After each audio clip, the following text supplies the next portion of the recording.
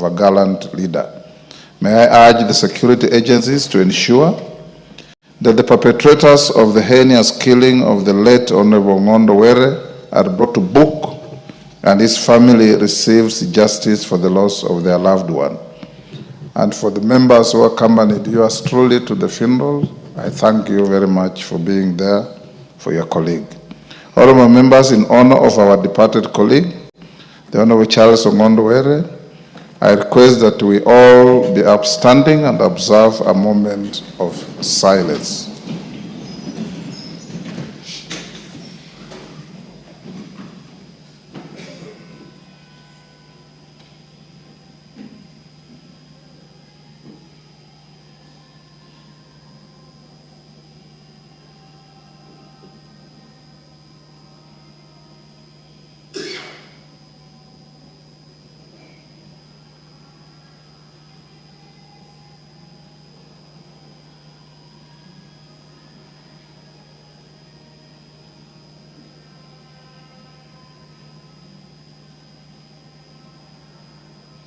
May his soul rest in eternal peace. Members at the bar, take the nearest seats.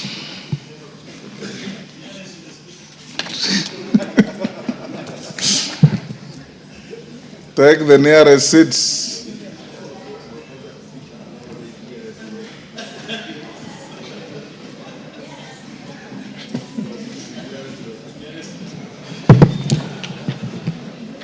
Honorable members, I also wish to convey to the House that I'm sure you saw in the media yesterday that your colleague, member for Juja, the Honorable Koimburi, was reported by his family to be missing on Sunday. And yesterday there were news bulletins that he was found in some coffee plantation. Luckily, he was alive. And he was recovered and taken to one of the leading hospitals in Nairobi, where he is admitted and recuperating. I have this morning instructed the chair of the Committee on Security, the Honorable Tongoyo, to liaise with the IG and other security agencies, including the Minister for Security, so that they can be able to get at least some preliminary facts that can be brought to the House. I have been advised by the hospital where he is admitted that the family had given strict instructions not to allow visitors, although in the media we saw some visitors around the member, but we've been told that they are not allowing visitors, including people from, officers from DCI who wanted to visit to find out what may have happened. I'm told they were turned away. Be that as it may, I have directed the chairman of the Security Committee and the member for Turkana, is it North, Honorable Epuyo Nanok, Turkana West, who is the chair of a committee that the Honorable Koimburi also serves, to, in the course of this afternoon, visit the Honorable member in hospital. I hope you'll be allowed to see him, so that tomorrow I give Honorable Tongoyo an opportunity to update the House on the situation of our member. I want to encourage the security agencies as they carry out thorough investigations in the fatal shooting of Honorable Ngondo Were to also investigate the circumstances leading to the disappearance and reappearance of the Honorable Koimburi on the dates that I have mentioned, so that we get to know. In the meantime, I encourage all of you members, and indeed all Kenyans, to be conscious of your security and the surroundings and the people you associate with, wherever you are, so that you don't have your security at any one time compromised, leading to unfortunate incidents like the loss of life of Honorable Were and the disappearance and reappearance of Honorable Koimburi. I thank you. Honorable Tongoev, you want to comment on this? Yes, sir. No, I've directed you go and visit him and bring the report tomorrow. Have you visited him? You will go with Nanok to visit him and bring us an update tomorrow. What you want to give us may be hearsay. I want you to get the facts right. Thank you, honorable members. Next order.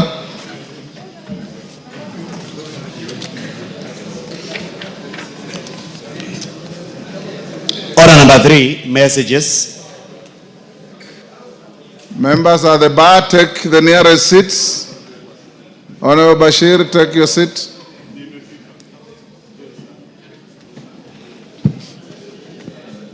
Order, honorable members. Honorable members, I have a few short messages. The first is a message from His Excellency the President. Honorable members, this is a message on notification of persons, on nomination of persons to the positions of chairperson and members of the Independent Electoral and Boundaries Commission. Honorable members, Standing Order 42.2 relating to messages from the President provide that if a message is received from the President at a time when the House is not in session, the Speaker shall forthwith cause the message to be transmitted to every member and shall report the message to the House on the day the House next sits. In this regard, honorable members, I wish to report to the House that during the recess period, I received a message from His Excellency the President relating to the nomination of persons for appointment to the positions of chairperson and members of the Independent Electoral and Boundaries Commission. In the message, His Excellency the President conveyed that in accordance with the procedure set out in Section 5 and the first schedule of the Independent Electoral and Boundaries Commission, Cap 7C, and Section 3 and 5 of the Public Appointments Parliamentary Approval Act, Cap 7F, he had nominated Dr. Erastus Edung Ethekon from Turkana County as the chairperson of the Independent Electoral and Boundaries Commission, IEBC, and the following other persons as members of the Commission. Ms. Ann Njeri Nderitu from Nyandarua County, Mr. Moses Alutalala Muhwana from Kakamega County, Ms. Mary Karen Sorbit from Uasin Gishu County, Mr. Hassan Nur Hassan from Mandera County, Mr. Francis Odhiambo Adwol from Kisumu County, and Ms. Fahima Arafat Abdallah from Lamu County. Honorable members, you will recall that on Friday, 9th May 2025, I issued a notification number 007 of 2025 in which I conveyed that I had received a message from His Excellency the President and pursuant to Standing Order 42.3c, referred the said message together with the certificate of presidential nomination and the CVs of the nominees to the Departmental Committee on Justice and Legal Affairs. The committee was to undertake the necessary approval hearings pursuant to the provisions of Standing Order 45 and the resolution of the House of 13th February 2025. I also directed the clerk to transmit the notification to all members of the National Assembly. And in this regard, honorable members, we shall wait for the Departmental Committee on Justice and Legal Affairs to notify the House as soon as it concludes the approval hearings. The House is accordingly guided. Members at the bar, take the nearest seats. Member for Turkana, the nearest seat excludes sprinting across the floor. Member for Vihiga, What is your idea of the nearest seat? Yes, Honorable Otienda Mola. Thank you, Mr. Speaker. Mr. Speaker, in consideration of your communication, and it may not be in my place because my chairman is here, but I do not want to lose the moment in respect of that, having forwarded the nominees to the Justice and Legal Affairs Committee. Mr. Speaker, I was hoping that you'd give a further direction in view of events that have since occurred. Mr. Speaker, Chairman Murugara let us know, and we were notified of a court case that was subsequently filed and a stay that was issued, and that the matter is coming up again on 29th. And that, I believe, has put the committee in limbo and has not therefore undertaken what it ought to have undertaken. And yet, the wording of Section 8 of the Act you've just referred to appears mandatory within 14 days. And I think, Mr. Speaker, therefore, you may have to give further guidance to us and the House. One, as to whether, in view of the wording of that decision, the entire process is suspended until determined, or two, in any event, whether time then stops running from the time that order was issued so that the 14 days are extended, or three, whether, depending on the decision that is made on Thursday the 29th, within the time limited, that process can still be undertaken. I'm hoping, Mr. Speaker, you'll give the House further guidance. Thank you. And four, if I can help you, whether a parliamentary process can be injuncted. Indeed, that I had canvassed that within the first one.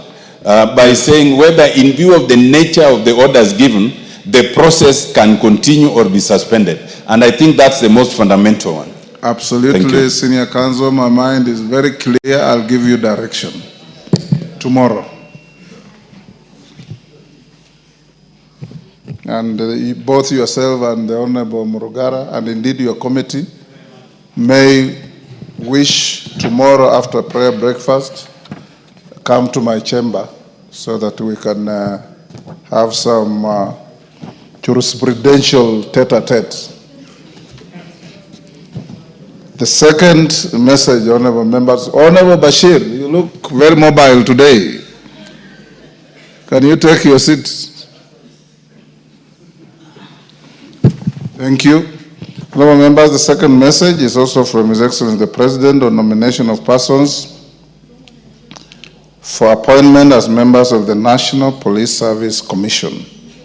Honorable members, pursuant to the provision of Standing Order 42, I wish to convey a message from His Excellency the President regarding the nomination of persons for appointment as members of the National Police Service Commission. In the message, honorable members, His Excellency the President conveys that in exercise of powers conferred on him by Article 246(2) and 252 of the Constitution and Section 6(5) of the National Police Service Commission Act, Cap 85, he has nominated the following persons for appointment as members of the National Police Service Commission and now seeks approval for appointment by this House. Ms. Paris Mudhoni Kimani, nominated pursuant to Article 246(2)(2) of the Constitution, being a retired senior officer of the Kenya Police Service. Mr. Benjamin Juma Imai, nominated pursuant to Article 246(2)(2) of the Constitution, being a retired senior officer of the Administration Police Service, APS.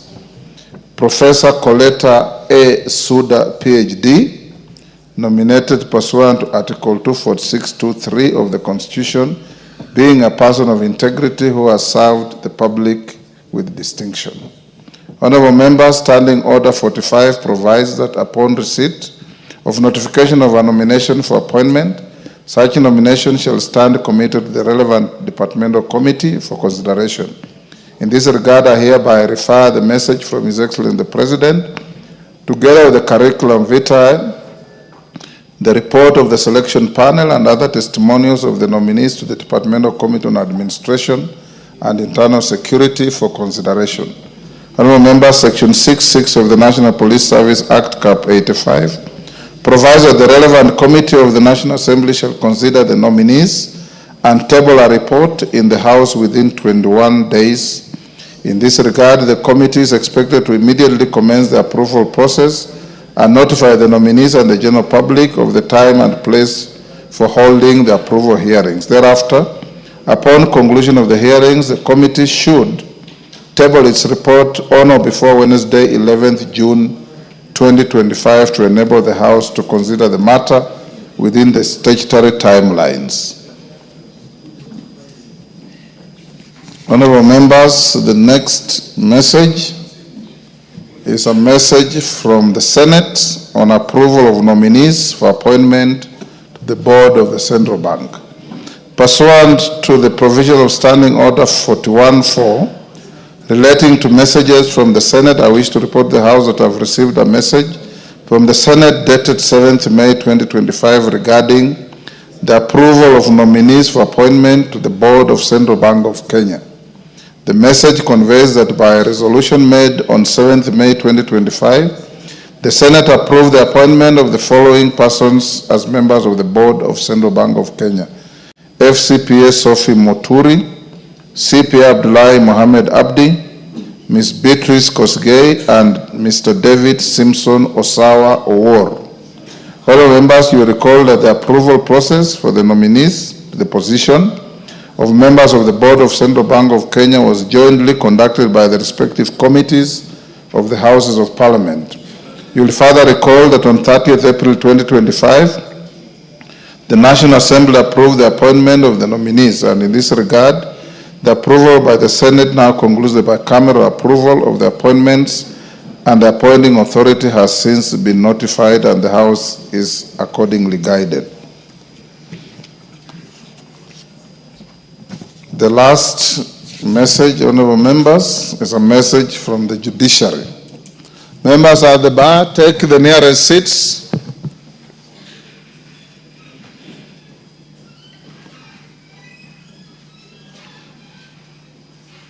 Musa Sirma, take the nearest seat.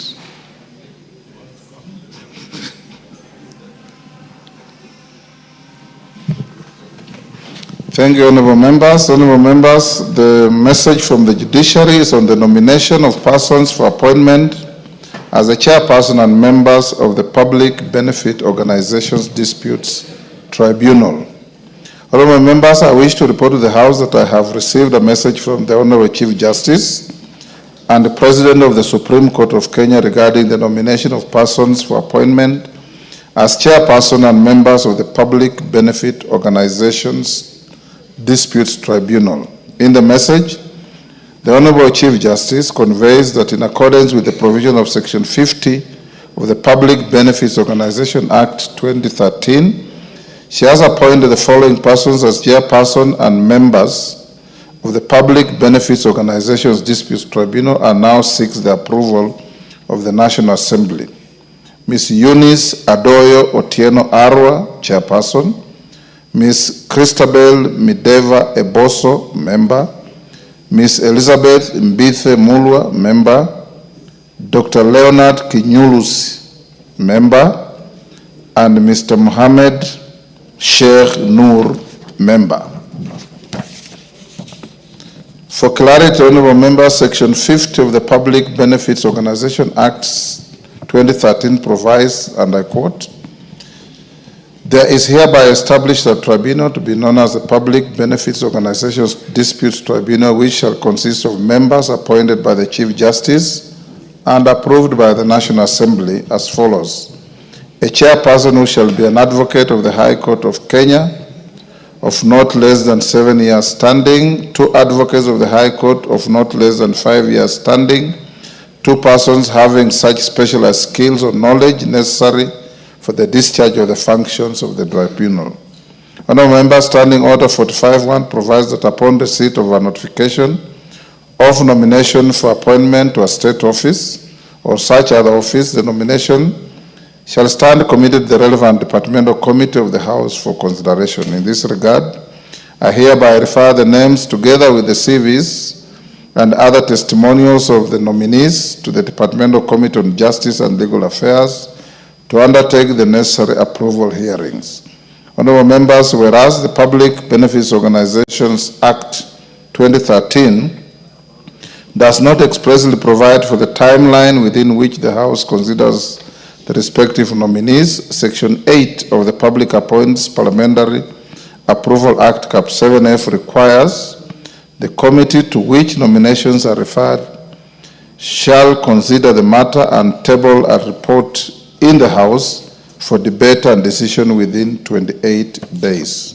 In this regard, therefore, the committee is directed to expeditiously commence the approval process and notify the nominees and the general public of the time and place for holding the approval hearings. The committee should table its report by Wednesday, 18th June 2025 to enable the House to consider the matter within the statutory timelines. I thank you. Next. Order number 5, order number 4, petitions.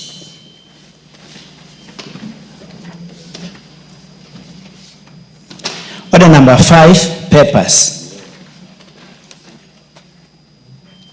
Majority Leader. Right here, sir. This mic. Honorable Speaker, thank you very much, Honorable Speaker. Honorable Speaker, I beg to lay the following papers on the table of the House today, Tuesday, May 27th, 2025. A, legal notice number 195 of 2024 relating to the Public Finance Management Public Officers Medical Scheme Fund, Regulations 2024 and the explanatory memorandum from the National Treasury and Economic Planning. B, legal notice number 38 of 2025 relating to the Central Depositories, Regulations of Central Depositories Amendment Rules 2025, evidence of stakeholders' engagement and the explanatory memorandum from the National Treasury and Economic Planning. C, legal notice number 88 of 2025 relating to the Code of Conduct for Media Practice 2025 from the Ministry of Information, Communication and Digital Economy. D, the agreement between the Government of the Republic of Singapore and the Government of the Republic of Kenya for the elimination of double taxation with respect to taxes on income and prevention of tax evasion and avoidance between the Government of the Republic of Kenya and the Government of the Republic of Singapore from the National Treasury and Economic Planning. E, submission of nominees for the National Government Constituencies Development Fund for the following constituencies, Honorable Speaker: Banisa, Bomachoge, Butere, Buri, Embakasi Central, Galole, Ganze, Garissa, Ijara, Jomvu, Juja, Kabuchai, Keiti, Kamukunji, Kilifi, Kilome, Kimilili, Kuria East, Ladera, Loima, Lugari, Matayos, Matungu, Moyale, Msambweni, Muhoroni, Mvita, Nyali, Nyando, Nyaribari, Masaba, Nyatike, Rabai, Rangwe, Samburu East, Sotik, Suna West, Taveta, Teso North, Tongaren, Turukana Central, Turukana West, and Vihiga. Honorable Speaker, I thank you. Chairperson, Committee on Regional Integration. Who is the chairperson? Irene, go ahead. Thank you, Honorable Speaker. Honorable Speaker, I beg to lay the following paper on the table of the House today, Tuesday, 27th May 2025. Report of the Committee on Regional Integration on a study visit to the European Union and the European Parliament from the 9th to the 13th of September 2024. I thank you. Thank you. Next order. Order number 6, notices of motion. Junet Mohammed.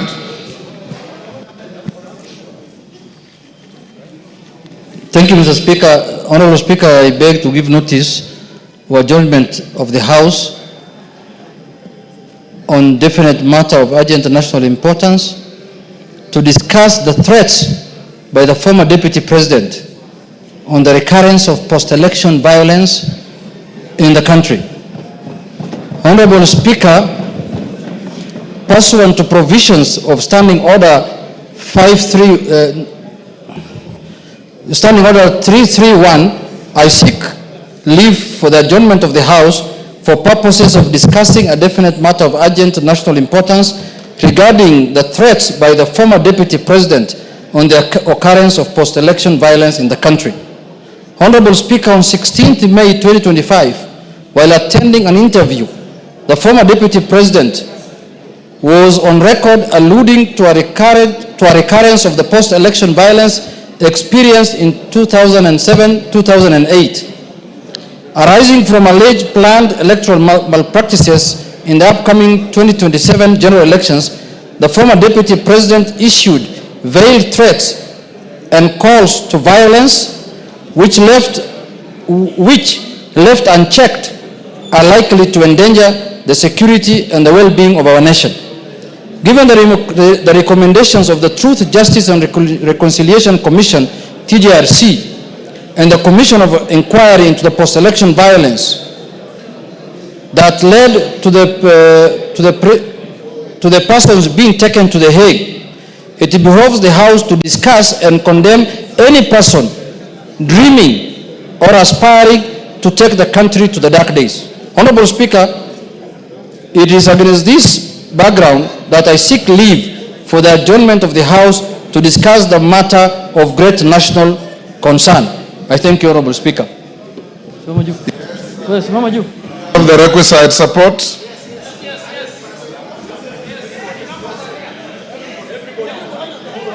The support is overwhelming. I will take your seats, honorable members. I'll direct that this matter be disposed of in the shortest time possible, and I'll allocate 1.5 hours to the motion starting 4 p.m. this afternoon. In the event we get to 4 p.m. and we are still having business like statements, they will be stepped down. You got the motion, and then thereafter we can proceed with what is left of the other businesses. Thank you. Honorable members, allow me to acknowledge in the Speaker's gallery a recognition of staff from the Parliament of Ghana. I wish to introduce to you 2 staff members from the Parliament of Ghana who are seated in the Speaker's gallery. The officers are on a week-long benchmarking visit to Parliament, collaborating with our Directorate of Legal Services to enhance the capacity of the legal officers in areas relating to comparative legal frameworks, governance and law reform processes, technology and innovation in legal service delivery, committee support systems with legal frameworks, and judicial processes and practices. Honorable members, on my behalf and on behalf of the House, I welcome the members of staff from the Parliament of Ghana, and as they say in Ghana, Agwaba.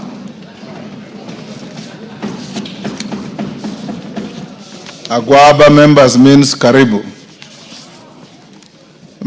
Take your seats, members. Honorable members, also in the Speaker's gallery, I acknowledge St. Teresa's Bikeke High School from Kiminini, Trans Nzoia. In the public gallery, the students, when your school is mentioned, you stand up for acknowledgement, then you take your seats. Very good, you can now take your seats. In the public gallery, we have Tengecha Boys High School from Bureti, Kericho. Ndururumo High School from Laikipia West, Laikipia. And Siungi Secondary School from Wingi Central, Kitui. I've been requested by the Honorable Member from Wingi Central to welcome the school from his constituency, and in the same vein, Honorable Mulyungi, you can welcome all the other students on behalf of your colleagues. 1 minute. Thank you, Mr. Speaker. Mr. Speaker, I take this opportunity to welcome all the schools which are here to Parliament, and in particular my school, Siungi Secondary School, which I work with. Mr. Speaker, I want to encourage all the students who are here to work very hard so that one day they can aspire to be members of Parliament and senior public officers. Thank you very much, Mr. Speaker. Thank you. Next order. Order number 7, questions and statements.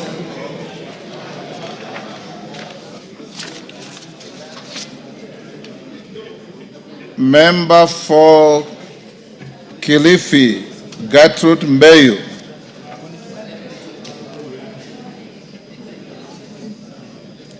Honorable member for Kilifi, she is where?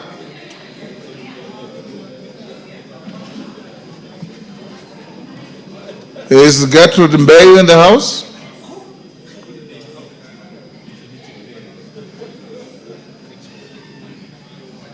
I don't think she is. Statement dropped. Honorable Amina Muyanzi, member for Malindi. Go ahead. Thank you, Honorable Speaker. Honorable Speaker, pursuant to the provision of the Standing Order 42C, I rise to request for a statement from the chairperson of the Departmental Committee on Health regarding the impact of the recent withdrawal of U.S. aid funding on healthcare financing in the country. Honorable Speaker, on January 20th, 2025, U.S. President Donald J. Trump issued an executive order titled Reevaluating and Realigning United States Foreign Aid. The order imposed a 90-day pause on all U.S. foreign development assistance programs to allow for comprehensive review. This decision has disrupted billions of dollars earmarked for health, education, and development worldwide, with no exemptions for essential health programs such as the Presidential's Emergency Plan for AIDS relief. Honorable Speaker, access to healthcare service is not only a right guaranteed under the Article 43 of the Constitution, but also a vital driver of economic growth, public health, and environmental sustainability. USAID has historically been a major contributor to Kenya's health sector, funding programs in HIV/AIDS treatment, malaria prevention, and maternal health care.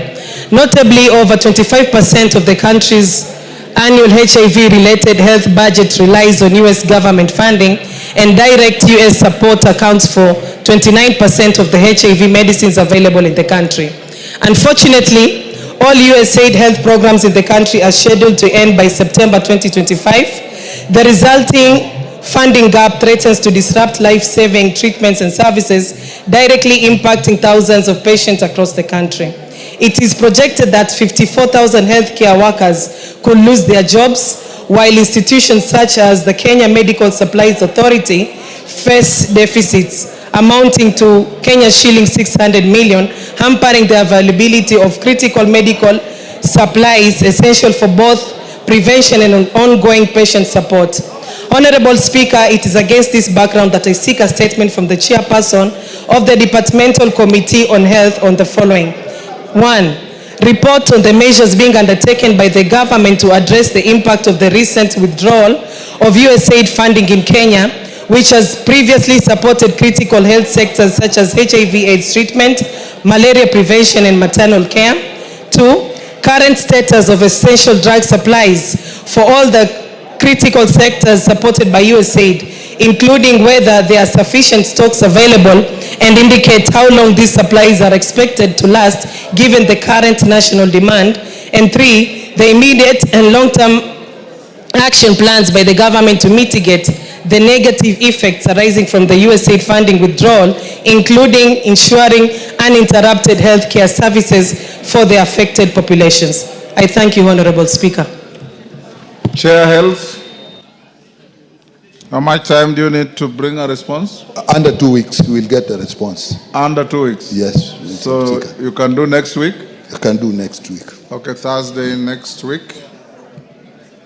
Amos Mwago. Amos Mwago, member for Starehe.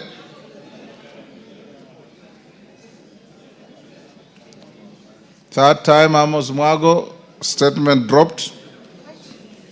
Honorable members, I'll have a reorganization in a small way of the order of business so that I'm sure members, you have seen your supplementary order paper so that we can go to order number 8 for the majority leader to move a procedural motion.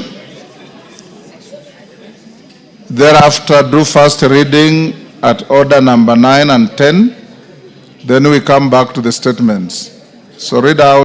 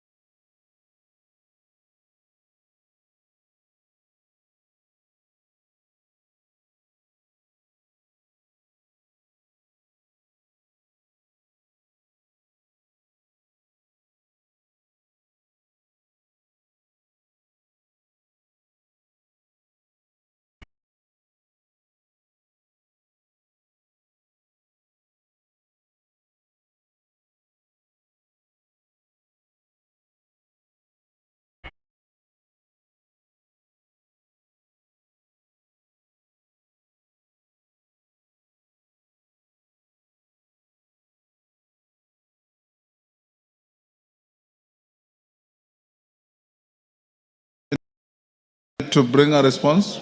Under 2 weeks, we'll get the response. Under 2 weeks? Yes. So you can do next week?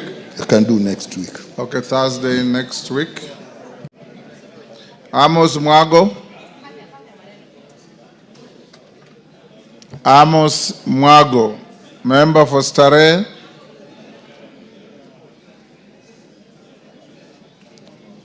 Third time, Amos Mwago, statement dropped. Honorable members, I'll have a reorganization in a small way of the order of business so that I'm sure members, you have seen your supplementary order paper so that we can go to order number 8 for the majority leader to move a procedural motion. Thereafter, do first reading at order number 9 and 10. Then we come back to the statements. So read out.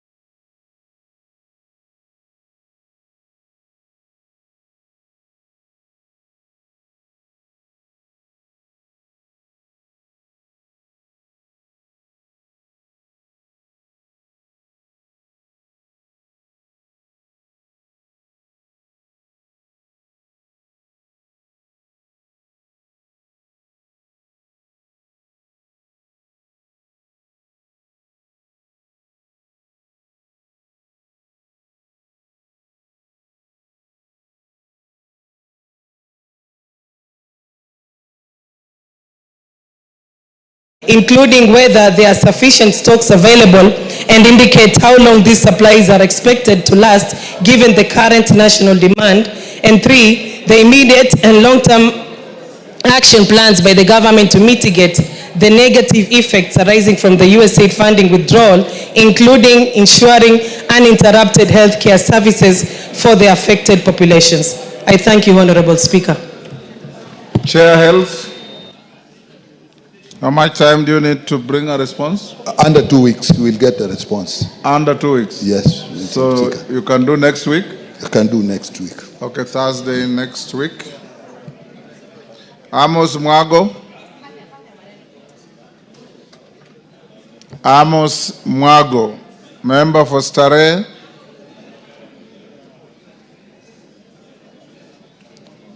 Third time, Amos Mwago, statement dropped.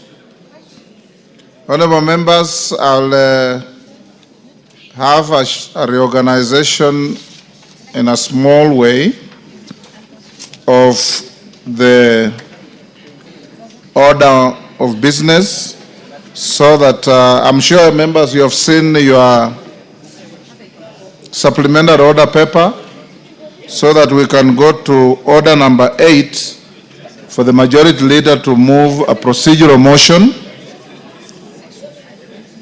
Thereafter, do first reading at order number 9 and 10. Then we come back to the statements. So read out.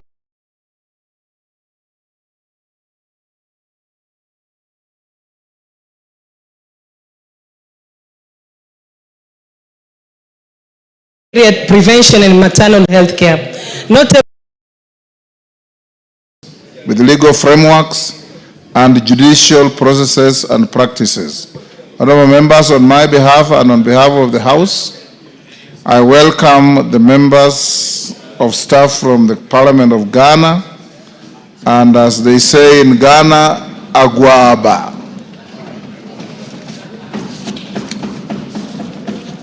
Agwaba members means Karibu. Take your seats, members. Honorable members, also in the Speaker's Gallery, I acknowledge St. Teresa's Bikeke High School from Kiminini, Trans Nzoia. In the public gallery, the students, when your school is mentioned, you stand up for acknowledgement, then you take your seats. Very good, you can now take your seats. In the public gallery, we have Tengecha Boys High School from Bureti, Kericho. Ndururumo High School from Laikipia West, Laikipia. And Siungi Secondary School from Mwingi Central, Kitui. I've been requested by the Honorable Member from Mwingi Central to welcome the school from his constituency, and in the same vein, Honorable Mulyungi, you can welcome all the other students on behalf of your colleagues. 1 minute. Thank you, Mr. Speaker. Mr. Speaker, I take this opportunity to welcome all the schools which are here to Parliament, and in particular my school, Siungi Secondary School, which I work with. Mr. Speaker, I want to encourage all the students who are here to work very hard so that one day they can aspire to be members of Parliament and senior public officers. Thank you very much, Mr. Speaker. Thank you. Next order. Order number 7, questions and statements.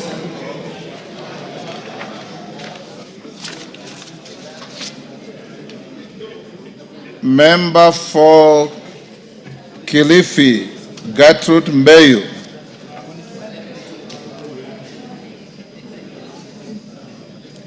Honorable Member for Kilifi, she is where?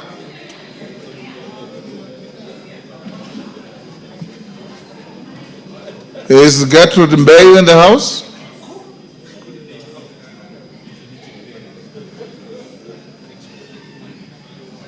I don't think she is. Statement dropped. Honorable Amina Muyanzi, member for Malindi. Go ahead. Thank you, Honorable Speaker. Honorable Speaker, pursuant to the provision of the Standing Order 42C, I rise to request for a statement from the chairperson of the Departmental Committee on Health regarding the impact of the recent withdrawal of U.S. aid funding on healthcare financing in the country. Honorable Speaker, on January 20th, 2025, U.S. President Donald J. Trump issued an executive order titled Reevaluating and Realigning United States Foreign Aid. The order imposed a 90-day pause on all U.S. foreign development assistance programs to allow for comprehensive review. This decision has disrupted billions of dollars earmarked for health, education, and development worldwide, with no exemptions for essential health programs such as the Presidential Emergency Plan for AIDS relief. Honorable Speaker, access to healthcare service is not only a right guaranteed under the Article 43 of the Constitution, but also a vital driver of economic growth, public health, and environmental sustainability. USAID has historically been a major contributor to Kenya's health sector, funding programs in HIV/AIDS treatment, malaria prevention, and maternal health care. Notably, over 25% of the country's annual HIV-related health budget relies on U.S. government funding, and direct U.S. support accounts for 29% of the HIV medicines available in the country. Unfortunately, all USAID health programs in the country are scheduled to end by September 2025. The resulting funding gap threatens to disrupt life-saving treatments and services, directly impacting thousands of patients across the country. It is projected that 54,000 healthcare workers could lose their jobs, while institutions such as the Kenya Medical Supplies Authority face deficits amounting to Kenya shillings 600 million, hampering the availability of critical medical supplies essential for both prevention and ongoing patient support. Honorable Speaker, it is against this background that I seek a statement from the chairperson of the Departmental Committee on Health on the following. 1. Report on the measures being undertaken by the government to address the impact of the recent withdrawal of USAID funding in Kenya, which has previously supported critical health sectors such as HIV/AIDS treatment, malaria prevention, and maternal care. 2. Current status of essential drug supplies for all the critical sectors supported by USAID, including whether there are sufficient stocks available, and indicate how long these supplies are expected to last given the current national demand. And 3, the immediate and long-term action plans by the government to mitigate the negative effects arising from the USAID funding withdrawal, including ensuring uninterrupted healthcare services for the affected populations. I thank you, Honorable Speaker. Chair Health. How much time do you need to bring a response? Under 2 weeks, we will get the response. Under 2 weeks? Yes. So you can do next week? I can do next week. Okay, Thursday next week. Amos Mwago. Amos Mwago, member for Starehe.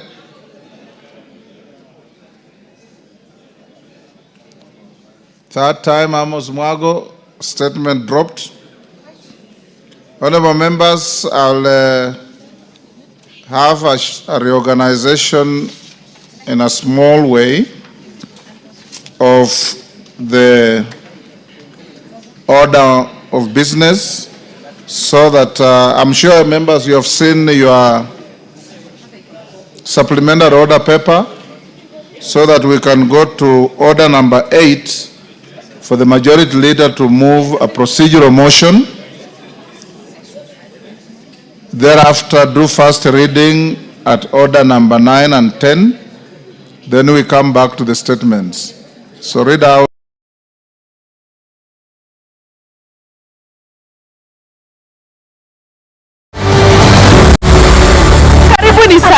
Thank you so much for coming. Hey, that shirt has seen better days. Mara, it's your faded shirt. Mara, it's your faded roof. Look at our roof. From Party Rolling Mills.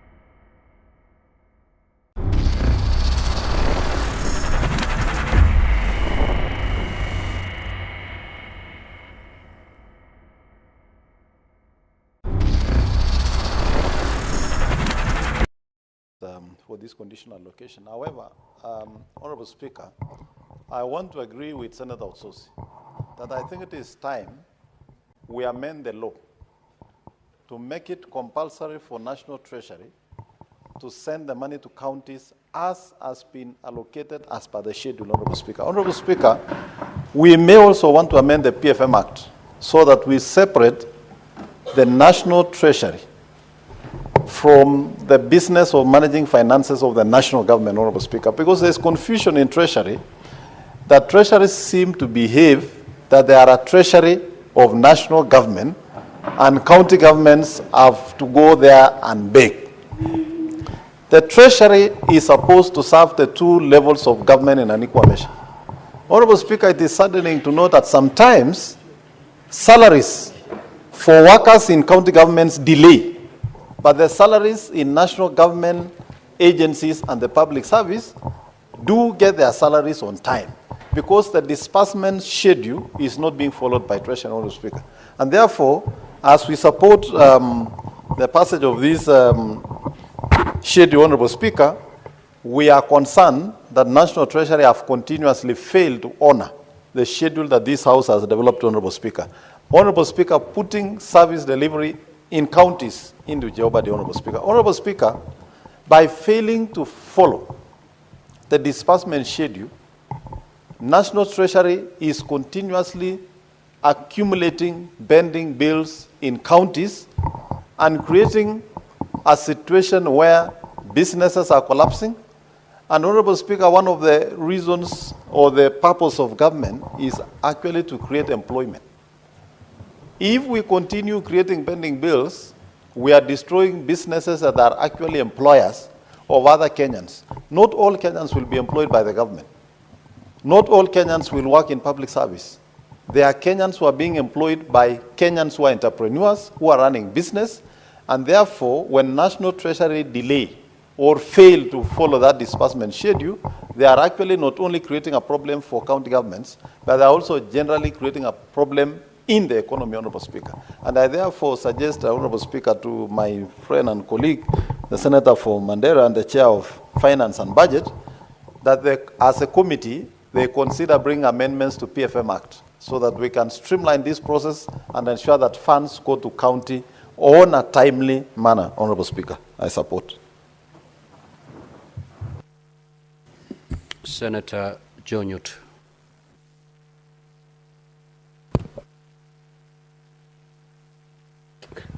Thank you, Mr. Speaker. I also rise to support the disbursement, disbursement schedule motion because, Mr. Speaker, we have had issues with counties.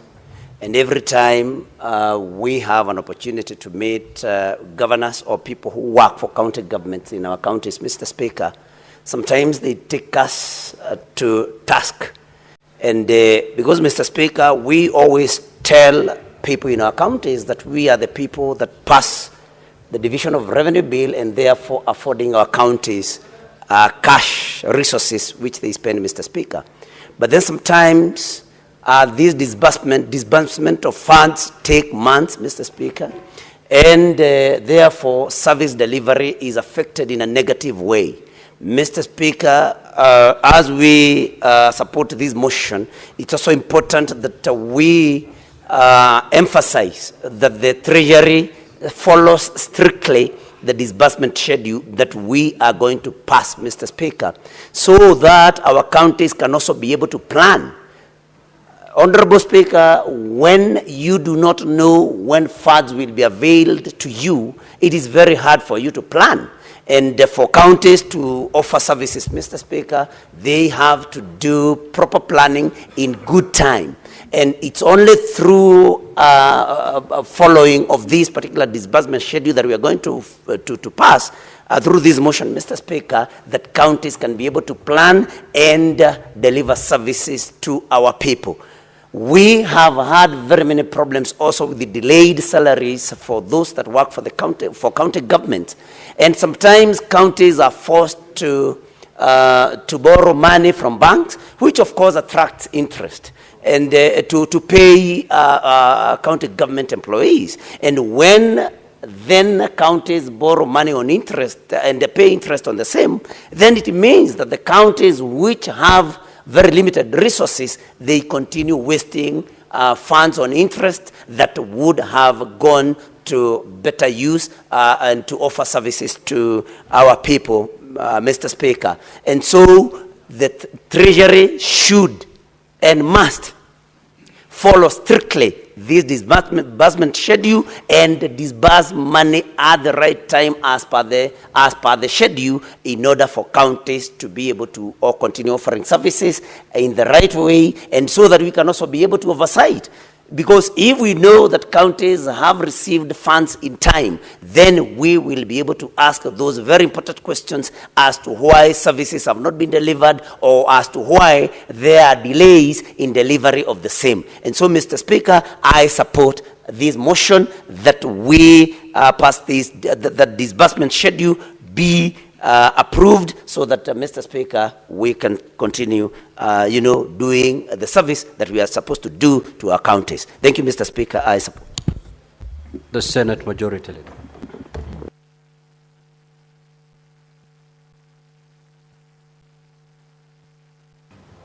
Thank you, Mr. Speaker. I rise to support this motion by our Budget and Finance Committee Chairperson. And this what now has been termed as a ritual. I think somebody referred to it as a ritual, which nobody adheres to, and should be of concern to us. Where I'm concerned, though, is what is being prescribed as a solution eventually to this problem. Mr. Speaker, I have listened to colleagues try to figure out what exactly can we do to ensure that the disbursement schedule that we pass. It's important to bring to the attention of colleagues that while we do this ritual every year, Mr. Speaker, there is no record that for the last, I don't know how many years, in the existence of devolution, that there has been compliance with the schedule to the exact date and time, Mr. Speaker. In fact, much as people may not agree to it, this is the closest we've ever come to a disbursement schedule, because I know many counties now are either catching up with March or April, Mr. Speaker. We have had instances in the past, Mr. Speaker, where we have gotten to June and counties haven't received their December disbursements. I know, Mr. Speaker, you know this for a fact. You have served as a county governor. And this problem doesn't seem to be going away anytime soon. Therefore, as a Senate of the Republic, we must think creatively, and we must find ways that are practical and that will eventually make our counties economically viable. As they are today, Mr. Speaker, this is not possible. Look at what we are passing in this disbursement schedule, Mr. Speaker. We are passing additional resources, 2.9 billion shillings for the KISII. And Senator Roba, you must convince us that in the next division of revenue, or actually when you do county government, CARA, eventually, Senator, that those counties that are yet to receive the counter-matching funds for KISII, Mr. Speaker, will be considered. Otherwise, we will suffer the prejudice of having passed resources to other counties to the detriment of other counties, Mr. Speaker. There is 3.24 billion that is being passed to CHPs. How unfair, Mr. Speaker? It's either you have a job or you don't. Surely, if in the month of May is when we are sending resources to pay these people that have been working through the year, are we really being fair to these community health promoters, Mr. Speaker? I wish, Mr. Speaker, we were just plain and honest and told them that you do not have a salary. I know it's a stipend, but even that stipend, Mr. Speaker, it must be timely. 5,000, much as it may look like nothing to many people, if it comes in a timely manner, Mr. Speaker, at least it could help people get by. But if we are sending it at the end of the financial year, Mr. Speaker, there is even an extra 1.8 billion, which is basic salary arrears for health workers, Mr. Speaker, across our counties. I told us as a House last week or 2 months ago that we must reflect and begin to feel embarrassed. That every time you hear there's a demonstration outside the Senate, 9 out of 10 times it will be health workers, Mr. Speaker, for one reason or the other. We must confront this issue of remuneration to health workers, Mr. Speaker, at the county level. It is clear that there was no elaborate plan, Mr. Speaker, and everybody keeps pussyfooting about it. Nobody is clear and certain of when and how their matters will eventually be resolved, Mr. Speaker. That situation cannot continue to obtain. And I hope Senator Mandago, together with members that serve in the Health Committee, including you, Senator Mogeni, that you will lead us home. You must at some point lead this House into making the right decision.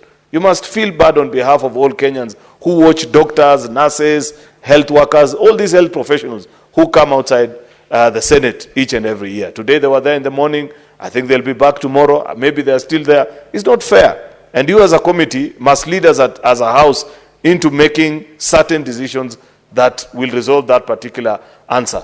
And you know, previously, all these other challenges that we've been told that, oh, the reason why they can't be considered jointly is that healthcare is devolved and therefore they are being left to be handled by the individual governors depending on how they're able to manage their politics, Mr. Speaker.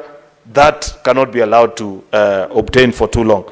Lastly, Mr. Speaker, is to leave it as a food for thought for Senator Roba, Senator Tabitha, my good friend Boni Halwale, and all these people that serve in the Budget and Finance Committee.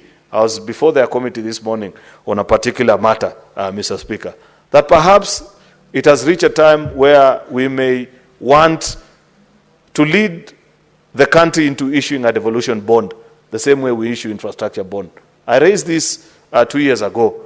It wasn't picked up, but I want to still insist that we may want to consider that, Mr. Speaker, because we know on average how much we consume per year. And we also can project for the last, based on what we have consumed the last 10 years, what the annual increment normally looks like, Mr. Speaker.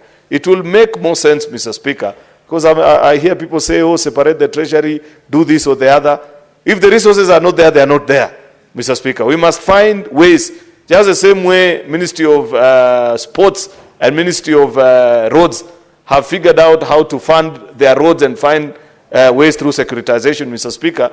We can as well issue a devolution bond, Mr. Speaker, through which National Treasury then pays back in the subsequent month on a yearly basis, so that we know for a fact, Mr. Speaker, that this pool of resources is purely dedicated to devolved units. At the particular date, the agreed time of the month, Mr. Speaker, counties receive that which is owed to them, Mr. Speaker. Otherwise, many businesses will continue to crash, Mr. Speaker, on account of supplying to a county government that you know will never pay you.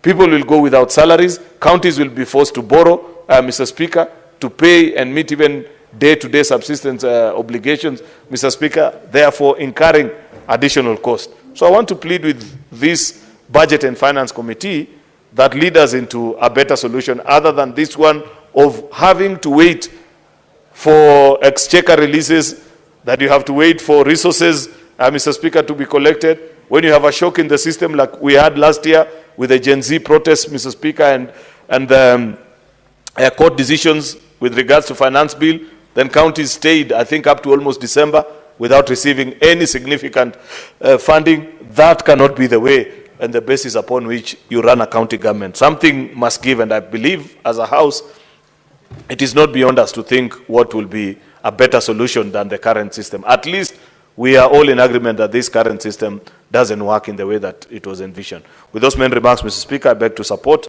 and hope that, Mr. Speaker, we can be able to conclude on this matter as well as many other business that are before us. At least I'm happy that there are many members that are back in the House now as opposed to earlier in the day. I hope the whips, Mr. Speaker, as we speak, are whipping so that we conclude on this today. I thank you. Senator Wambua.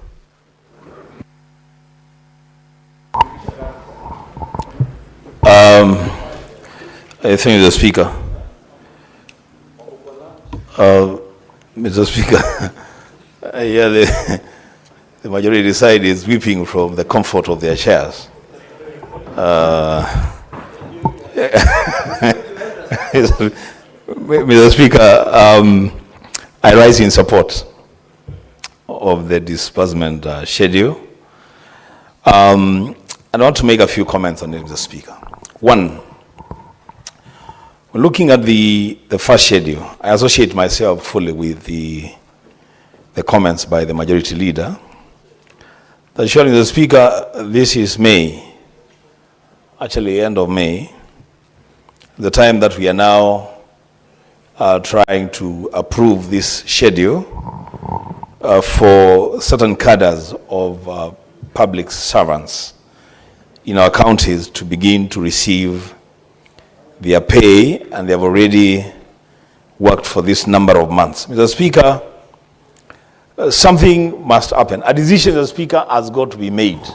And I think this Senate, Mr. Speaker, has a role to play in making that firm decision, led, of course, by our majority leader. Mr. Speaker, this issue of CHPs, it's becoming a national nuisance, really. Mr. Speaker, we cannot live in a country where people who are offered a service, contracted to offer a service, then must also take to the streets for them to be paid for the services for which they have been hired and contracted. A solution, Mr. Speaker, to the CHPs must be found. We must not sit pretty in the Senate, knowing as it were, Mr. Speaker, that health is a devolved function. I think, Mr. Speaker, I would want to challenge the Senate Committee on Health, led by Senator Madago. Mr. Speaker, I know they have tried to do what they have tried to do, but I want to challenge them to now draw the line in the sand and say enough is enough. We cannot have these demonstrations outside Parliament, in the streets of Nairobi, every day, every week, for people just demanding the same thing, and it is their right to be paid this money, Mr. Speaker. Something really must happen so that we get done with this matter. Mr. Speaker, on the issue of, under the same schedule, the first schedule, on the issue of KISII. Mr. Speaker, for whatever reason, whatever wisdom was used to phase out the allocation of the national government share to county governments to construct the industrial parks, there were two phases that I know of. There was phase 1 and then there is phase 2. My county, Mr. Speaker, did not make the list for the first phase. But Mr. Speaker, because of a desire to create jobs and push forward the manufacturing agenda in our county, the county executive of KISII approached the county assembly of KISII and they approved the share of the county government of 250 million Kenya shillings for the construction of KISII at a place called Kanyonyo, the Speaker, in KISII rural constituency. The last time I checked, that construction had been done up to around 40%. But the Speaker, there are counties that have already received the government share of KISII. And they haven't even done 5% of those constructions. This is my appeal to the decision makers and policy makers in relation to KISII, is that those counties that have demonstrated a willingness and even committed their funds for the construction of these KISII be fast-tracked and get their share of the government funding to complete their KISII. The Speaker, when you look at the schedule for KISII, it is blank all through. That the entirety of this financial year will not receive a cent from the government share. And yet we have committed our own resources for the construction of the KISII at Kanyonyo. And as I said, this is a non-discriminatory expenditure where the county government of KISII and all other county governments have no discretion. It's a decision that has been taken at the national level that they should be constructed, Mr. Speaker. The least that we can do is to match the amounts of money that counties have spent on these KISIs to ensure completion and utilization of the facilities. Second, Mr. Speaker, the second schedule is on the issue of court fines. Speaker, I don't know whether this interpretation is right, and Senator Roba will have to help me with this. I don't know whether there's a correlation between the level of crime in a county and the amount of money that is allocated to these counties as part of the share from court fines. And if there is a correlation, Mr. Speaker, then I must thank the people of Kitui profusely, Mr. Speaker. Because for the entire financial year, the only money accruing from court fines is only 100,000 Kenya shillings. I'm sure Senator Kakamega is wondering which heaven this is. I mean, this is, if there is a correlation then between crime and the amount of money that accrues from court fines, then the people of Kitui County are doing extremely, extremely well. Can't compare them with people from other counties that I want to mention. But the Speaker, this money being what it is, because it is very, very little money. The Speaker, some of this money, because it's already accrued, it's already realized revenue. I don't see why we should even be staggering this amount of money, the Speaker, through the committee. Money is as little as this, will just be disbursed once, so that then it's already realized revenue. It's not money that people will be looking for. It's money that they have contributed to the exchequer. If they can just get this money and do with it as is the right way to deal with it. The Speaker, with those many remarks, I support the schedule. I thank you. Now, before I allow more comments on this motion, allow me to make this communication. I'd like to acknowledge the presence in the public gallery this afternoon of visiting teachers and students from Tengecha Boys High School in Kericho County. The delegation comprises 3 teachers and 57 students who are in the Senate for a one-day academic exposition. Honorable Senators, in our usual tradition of receiving and welcoming guests to Parliament, I extend a warm welcome to them, and on behalf of the Senate and my own behalf, wish them a fruitful visit. Also, I'd like to acknowledge the presence in the Speaker's Gallery this afternoon, a visiting delegation of legal officers from the Parliament of Ghana, who are undertaking a benchmarking visit in collaboration with the legal officers in the Directorate of Legal Services in the Senate. Honorable Senators, I request each member of the delegation to stand when called out so that you may be acknowledged in the Senate tradition. Ms. Doreen Asante, Ms. Mary Wendy Yebo, and Mr. Edwin Trufor. Honorable Senators, on behalf of the Senate and on my own behalf, I extend a warm welcome to them and wish them a fruitful visit. I'll call upon the Majority Leader to extend a word of welcome to both delegations. You may proceed, Majority Leader. Good. Thank you. Mr. Speaker, I join you on behalf of my colleagues here in the House this afternoon to welcome this visiting delegation from Tengecha High School. This is one of the top performing schools in our county. I hope, Mr. Speaker, that they will get a full value of the time that they took out of school to come and interact with members here. I have watched them patiently and keenly follow through with the discussions in the House this afternoon. I did not know that they are from my county, but I'm proud of them for the journey that they have traveled in making this institution a great institution. Mr. Speaker, I wish them well as they, for the remainder of the day, and even as I travel back home to Kericho. I will step out briefly to meet with them, Mr. Speaker, and share with them one or two things. Lastly, Mr. Speaker, is to also welcome our visiting delegation from the Parliament of Ghana, Mr. Speaker. Our staff in Parliament, Mr. Speaker, rank up there with the very best you can find globally. I say this, Mr. Speaker, because I have served as a chairperson of the Staff Welfare Committee, and I know the dedication and the competence of our staff.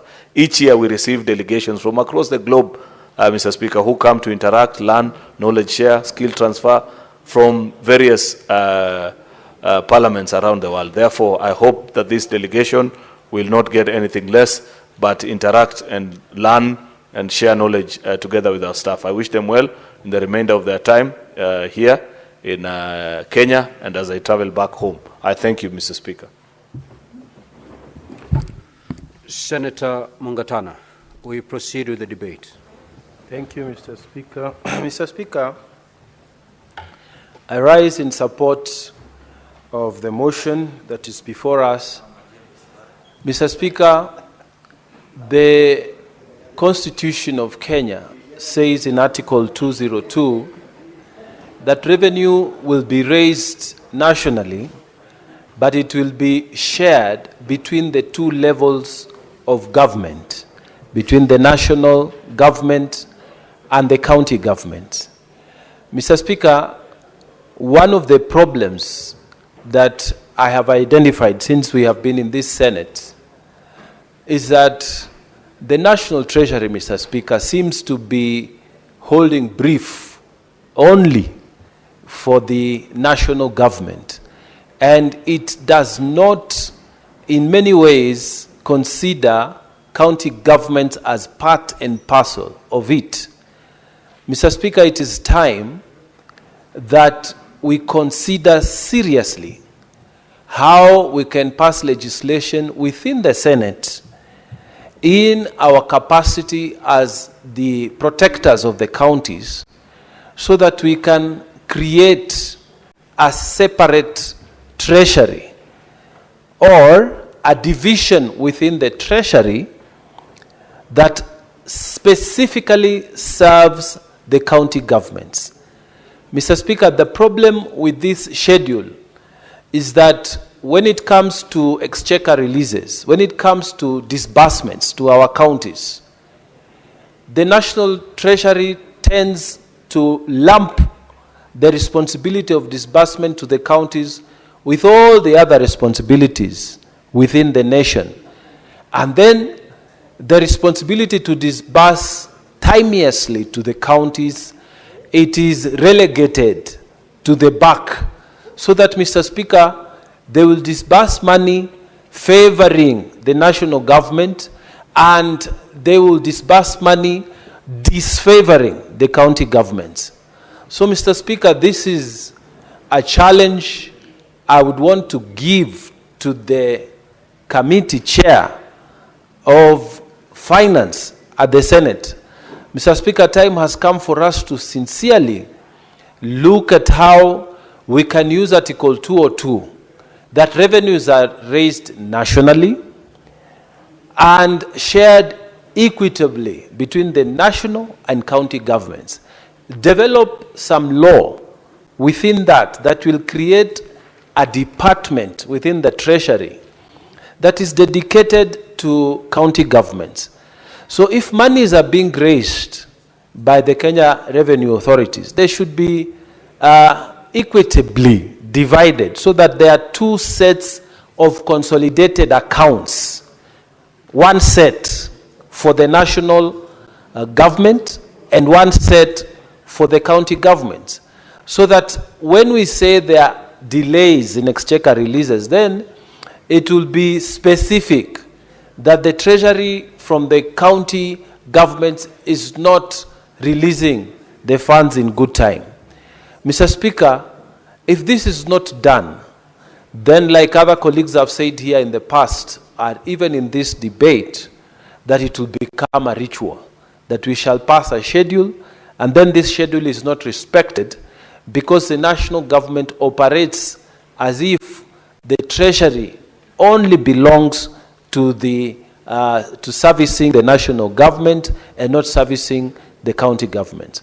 So, Mr. Speaker, I think this is one point that we need to look at and see whether going forward we could even have a clear constitutional amendment that creates a treasury dedicated only to county governments, so that we have the treasury that will serve county governments and the treasury that will serve national governments. If this is done and done in a very technical and nice way, then, Mr. Speaker, we will not have even to debate schedules, because the funds will be disbursed at the correct time within the time that we pass. Once the Senate has approved, then it is processed from the Treasury that is dedicated to serving the county governments. So, Mr. Speaker, I support and I pray that the Constitution will be followed in this manner. I support. Thank you. Senator Thangwa Karungo.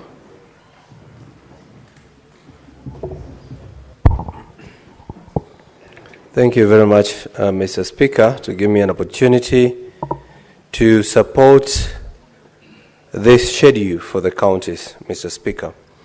Mr. Speaker, I've noted, and Senator Wambua has also mentioned, on the issue of disbursement of unconditional additional allocation from court fines. And from the schedule, Mr. Speaker, 116 million is going to only 10 counties. And these are the court fines, to my understanding, is the fines that people from these counties have been fined by courts, probably for breaking the county laws within that particular counties. Kiambu is receiving about 10 million from these county fines. Nairobi, which is getting the bigger chunk of the money, is receiving 70 million, 740,842 shillings, Mr. Speaker. Mr. Speaker, as much as we would take this as an allocation, I think the Senate should also look into this issue and find out why some of these counties are breaking the law, or why some of these counties are getting these chunks of amounts, while others, like Kakamega, Mr. Speaker, which is equally the same with the county, with Kiambu County, 12 wards, 12 constituencies, 60 wards, and the budget is almost similar. Yet a county like Kakamega, they are receiving zero. That means probably in that county, they never broke the law. So I think we should take it as a case study, Mr. Speaker, to get to understand why it is the way it is, Mr. Speaker. Mr. Speaker, as we pass this allocation, Mr. Speaker, we also need to request COB and the executive to be releasing this amount of monies in time. In the morning, Mr. Speaker, we were sitting at the Committee of Devolution, of the Senate Devolution, at the Senate, and we had members of the County Assembly from Machakos County and their Speaker, Mr. Speaker. And we were told the members of the County Assembly of Machakos and their staff have not been paid for the last 3 months, Mr. Speaker. And I believe it's not only Machakos County. Even some other counties are not receiving their money on time. So we should ask the executive, Mr. Speaker, to make sure they disburse these amounts on time so that they can give money where it's due, Mr. Speaker. And, Mr. Speaker, the reason why maybe probably the trust and confidence of this government might not be in tandem with what everyone is thinking, Mr. Speaker, is because counties do not have money, Mr. Speaker. Counties have not been, the monies have not been disbursed. Yet we see the government, through some programs that have not been budgeted for, in the name of economic forum, Mr. Speaker, going to every county, giving handouts to people, Mr. Speaker. Somebody might ask, why are these programs happening that are not budgeted for, they are not within any law, no motion was passed on it, yet the monies that the Senate has allocated and approved is not being disbursed to the counties, Mr. Speaker. I think this is an issue that we need to look into. And if we are to summon whoever, Mr. Speaker, is not disbursing these monies to the counties so that they can explain, it should not be, normal for the Senate just to pass this kind of laws, the allocations, the disbursement schedules, but then the executive is not doing its part. And we just keep quiet and we look at it that way, Mr. Speaker. So I urge the executive to make sure that they give the monies. And if, Mr. Speaker, they don't have money, then why is it that when they say they don't have money, or they have not collected enough. Why is it that the only counties are suffering? The office of the president has all this budget. The office of the deputy president has all the money, to an extent that we are now dishing it out to anyone who asks for it, Mr. Speaker. So I think, as I support this, this is an issue that we need to look into, Mr. Speaker. Thank you. Senator Olekina Ledama.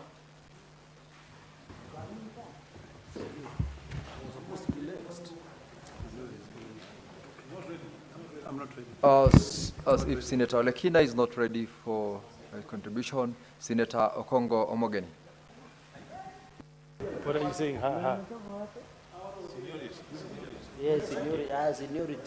Thank you, Mr. Speaker, for giving me the opportunity to also make my comments.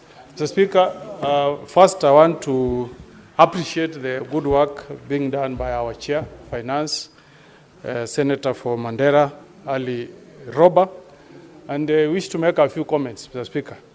First, for some of us who come from counties that were privileged to get the county aggregated industrial parks, we are happy that we are sending money to our counties that will jumpstart the construction of these county aggregated industrial parks. But, Mr. Speaker, this dream will never be realized unless we have fiscal responsibility from our counties. Because I've had the privilege of going around as a member of a committee, and you will find, Mr. Speaker, that there are counties that have made very good progress in construction of these industrial parks, while some are lagging behind. And, you know, Mr. Speaker, there is no explanation other than attributing it to the effective management of our counties. Especially for my county, I'm happy to tell my people of Nyamira that we are now sending 52 million shillings to Nyamira. And I hope that the construction that is ongoing at Sironga will now pick up at a better pace than what we have seen before. Because we want these parks to be finalized and people start utilizing them so that we can see transformation. Otherwise, if we have them on paper, we are talking about county aggregated industrial parks, but we are seeing nothing, that adds no value to our people, Mr. Speaker. So I hope that our counties are going to make good use of the money that is being sent to our counties so that we can see progress, good progress, in the construction of these industrial parks. Curse be you, if you are a governor who receives money that is meant to transform our lives, and you divert it to your pocket. And I'm asking also, Mr. Speaker, the watchdog bodies like KISII and DCI to be on the watch out. Because, Mr. Speaker, what happens is the moment this money hits some of our counties, those who have a very good appetite for public money will start announcing that money has come and it gets diverted. Second, Mr. Speaker, on this idea of community health promoters, I fully associate myself with the sentiments that have been made by colleague senators who have spoken before me. Let us not dehumanize people who are trying to assist the sickly in our society. There are people who have told me, Mr. Speaker, that they have not been paid their paltry 2,500 for the last 6 months. I mean, how unfair can we be? As senators and other state officers, we receive our salaries timely, every month. If you are in arrears, it will not be, it can't exceed five days, Senator Khalwale. But from my county of Kakamega, from my county of Nyamira, I don't know about Kakamega. You have community health promoters who wait for their arrears for 5-6 months. We are being very unfair. And I'm told this is happening in all counties, not just in Nyamira. This is something that we can never be proud of. And I'm hoping that we can find a solution, even if it's taking us to a classroom and we brainstorm and get a solution. We are not being fair to these Kenyans who have put their lives on the line to serve the sick, the needy in society. Their contribution does not deserve the mistreatment they are getting. They should be getting their stipend monthly. And you know, when we were passing this law, I remember last time we said, this idea of making people to be cashiers, we should even have them absorbed on contractual basis so that they can earn a salary every month. Otherwise, if you are not appreciating their service, why keep them? Because if you are appreciating the service you are getting from these community health promoters, Mr. Speaker, we should be paying them monthly. We know them, we live with them in our villages where we come from our counties. We really need to do better. Doctors, Galwale, it's now becoming a ritual. Every day, people who are supposed to be in our health centers, in our hospitals, are outside here picketing. On a simple matter of just absolving them to be permanent and pensionable. And you look at the statistics, Mr. Speaker, we don't have enough professionals in that field. They are not there. Every day, I mean, for how long will this continue? And we are the people's representative. That's why they come here every day. Ask yourself, why have they not gone to the bus stop to picket there? They come picketing here because they know that the people's representative can find a solution. These guys are from our counties. We cannot allow this to happen, Mr. Speaker. There is a time in the last parliament we summoned, when we had a problem in the security sector, we summoned the DCI here, we summoned the IG, you remember? They all came here. We need to summon everybody in the health sector, Mr. Speaker, so that they tell us once and for all, what do they want us to do so that we get a solution for these doctors, nurses, and the likes. We can't continue this way, Mr. Speaker. We must get a solution. And Mr. Speaker, in conclusion, I want to emphasize on fiscal responsibility. You know, Majority Leader, even if we, every month or every year, we sit here and disburse money to counties, unless we deal with the issue of money that ends up in people's pockets, we will never transform the lives of the people we represent, Mr. Speaker. As long as we are converting counties to be employment bureaus, we'll never, Mr. Speaker, transform the lives of the people we represent, Mr. Speaker. My neighbor, I heard you welcoming students from Tengecha. You should have emphasized that Senator Omogeni went to one of the best schools in Kericho, Kabianga High School. You should have mentioned that to them. Yeah, that I went to one of the best schools in Kericho that used to compete with the alliances of this world. So I really want to support Mr. Speaker, and I hope that our county, our chief executives at our counties will continue making good use of this money. We applaud those who have exercised fiscal Order, responsibility. Honorable Senators. Order, Senator Cherargei, Majority Leader. Order, Senator Eddy. Allow Senator Omogeni to conclude his submissions in peace. Yeah.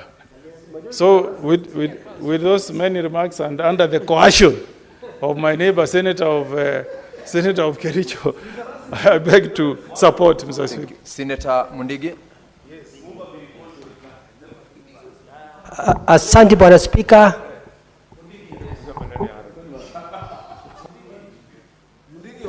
Order, Senator Aaron Cheruiyot. Allow Senator Mundigi to be heard in silence. Asante Bwana Speaker kwa kunipa ruhusa kuchangia mjadala ambayo unaendelea mambo ya pesa.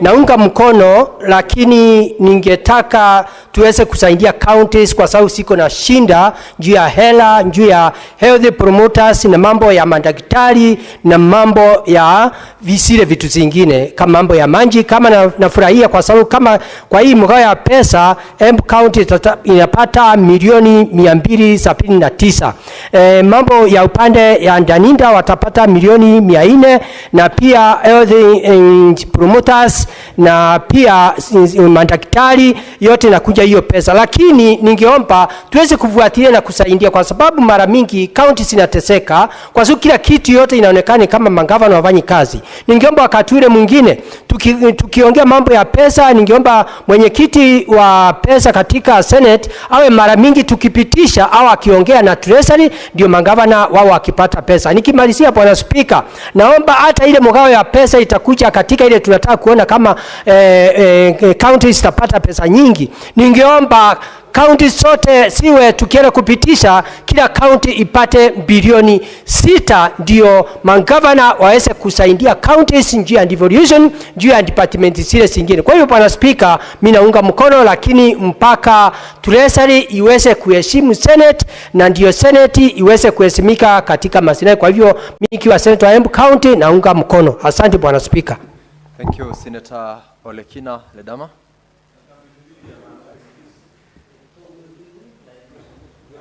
Thank you, Mr. Speaker. Mr. Speaker, I rise to make some brief comments.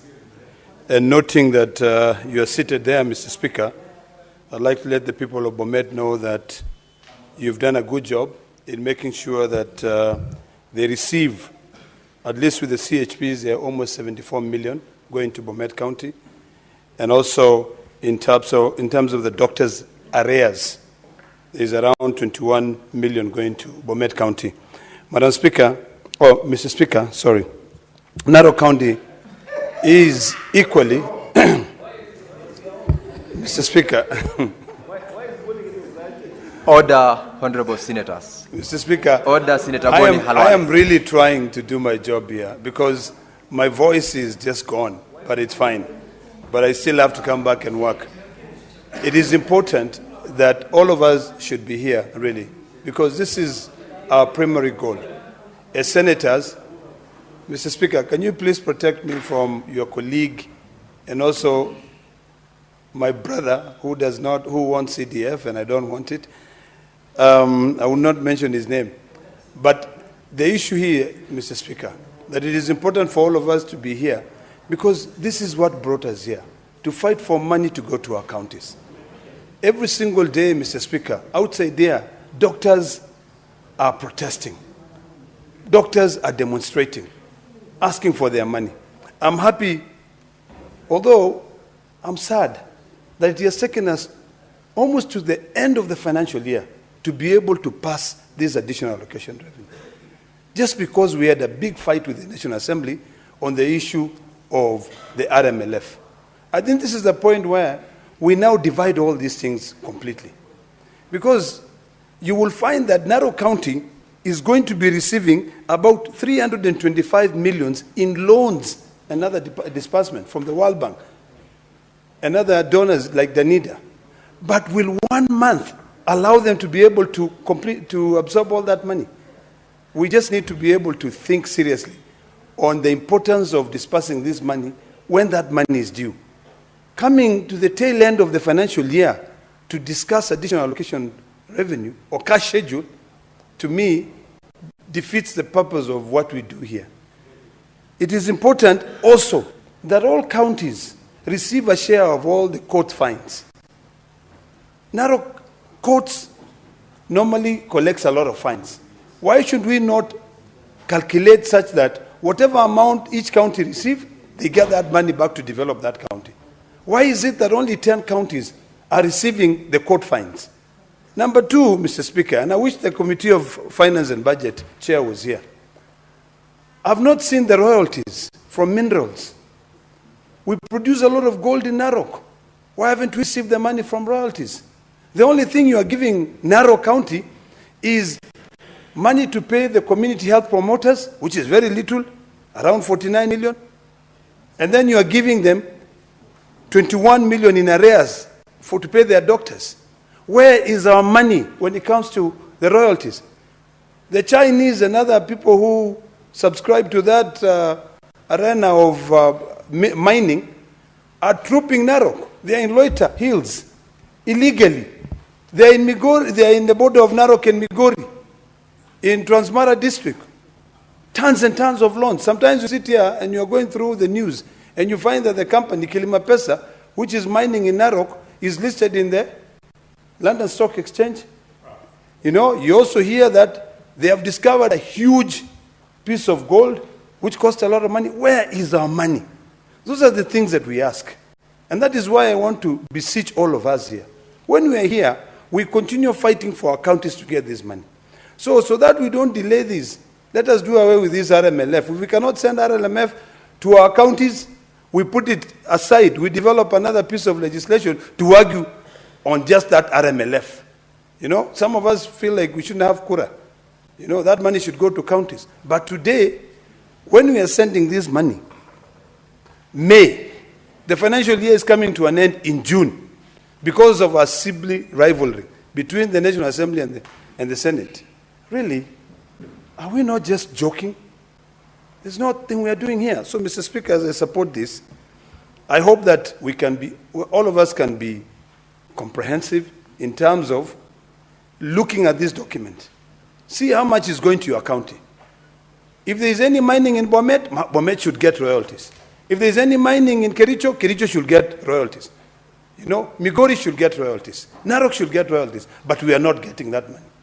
Court fines, every county should get. Unless you're telling us that Narok County courts should never charge any court fines. Then we'll be fine. But in terms of our share, that money, if it is crime which is being committed, it is being committed in Narok. We have no street lights because it costs so much to be able for a county government to pay for the street lights. You know, that fine can be able to help us offset that expense. So, Mr. Speaker, as I support this, I really think that we should not be in a rush just to pass it.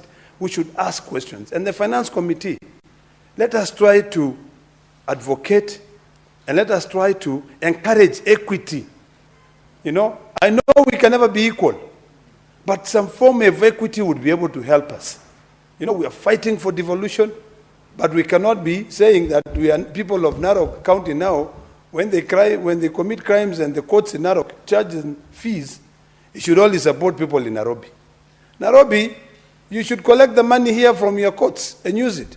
So that is a matter that Majority Leader will need to really sit down and think about it. Otherwise, Mr. Speaker, I support.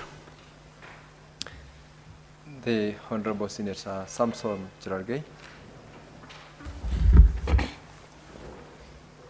Mr. Speaker, thank you. I'll just make 5 minutes comments. Mr. Speaker, before I make a comment, with your indulgence, allow me on my own behalf and my family, and on behalf of the great people of Nandi, to pass my deepest condolences to the family of the late Father Alois Cheruiyot Bet, who was unfortunately killed in Tot area, the parish priest of St. Matthias Mulumba Parish in Tot, Elgeyo Marakwet County, and to condole with the family. The Eldoret Diocese, led by Bishop Dominic Mengich, and the Catholic Church and the entire region, especially Nandi County and Kilibwani area, Mr. Speaker. And I hope justice will not only be done to him, but to his family and all of us, so that we know who the killers are. And I want to assure the people of Nandi, Mr. Speaker, and the family, that I will not sit until justice is done for the killing and slaying of Father Alois Cheruiyot Bet, who was unfortunately killed by the criminals. And I hope peace will return in Kerio Valley. So, Speaker, the second point I wanted to make is I'm surprised also. Nandi, we have Karepe Gold Mine.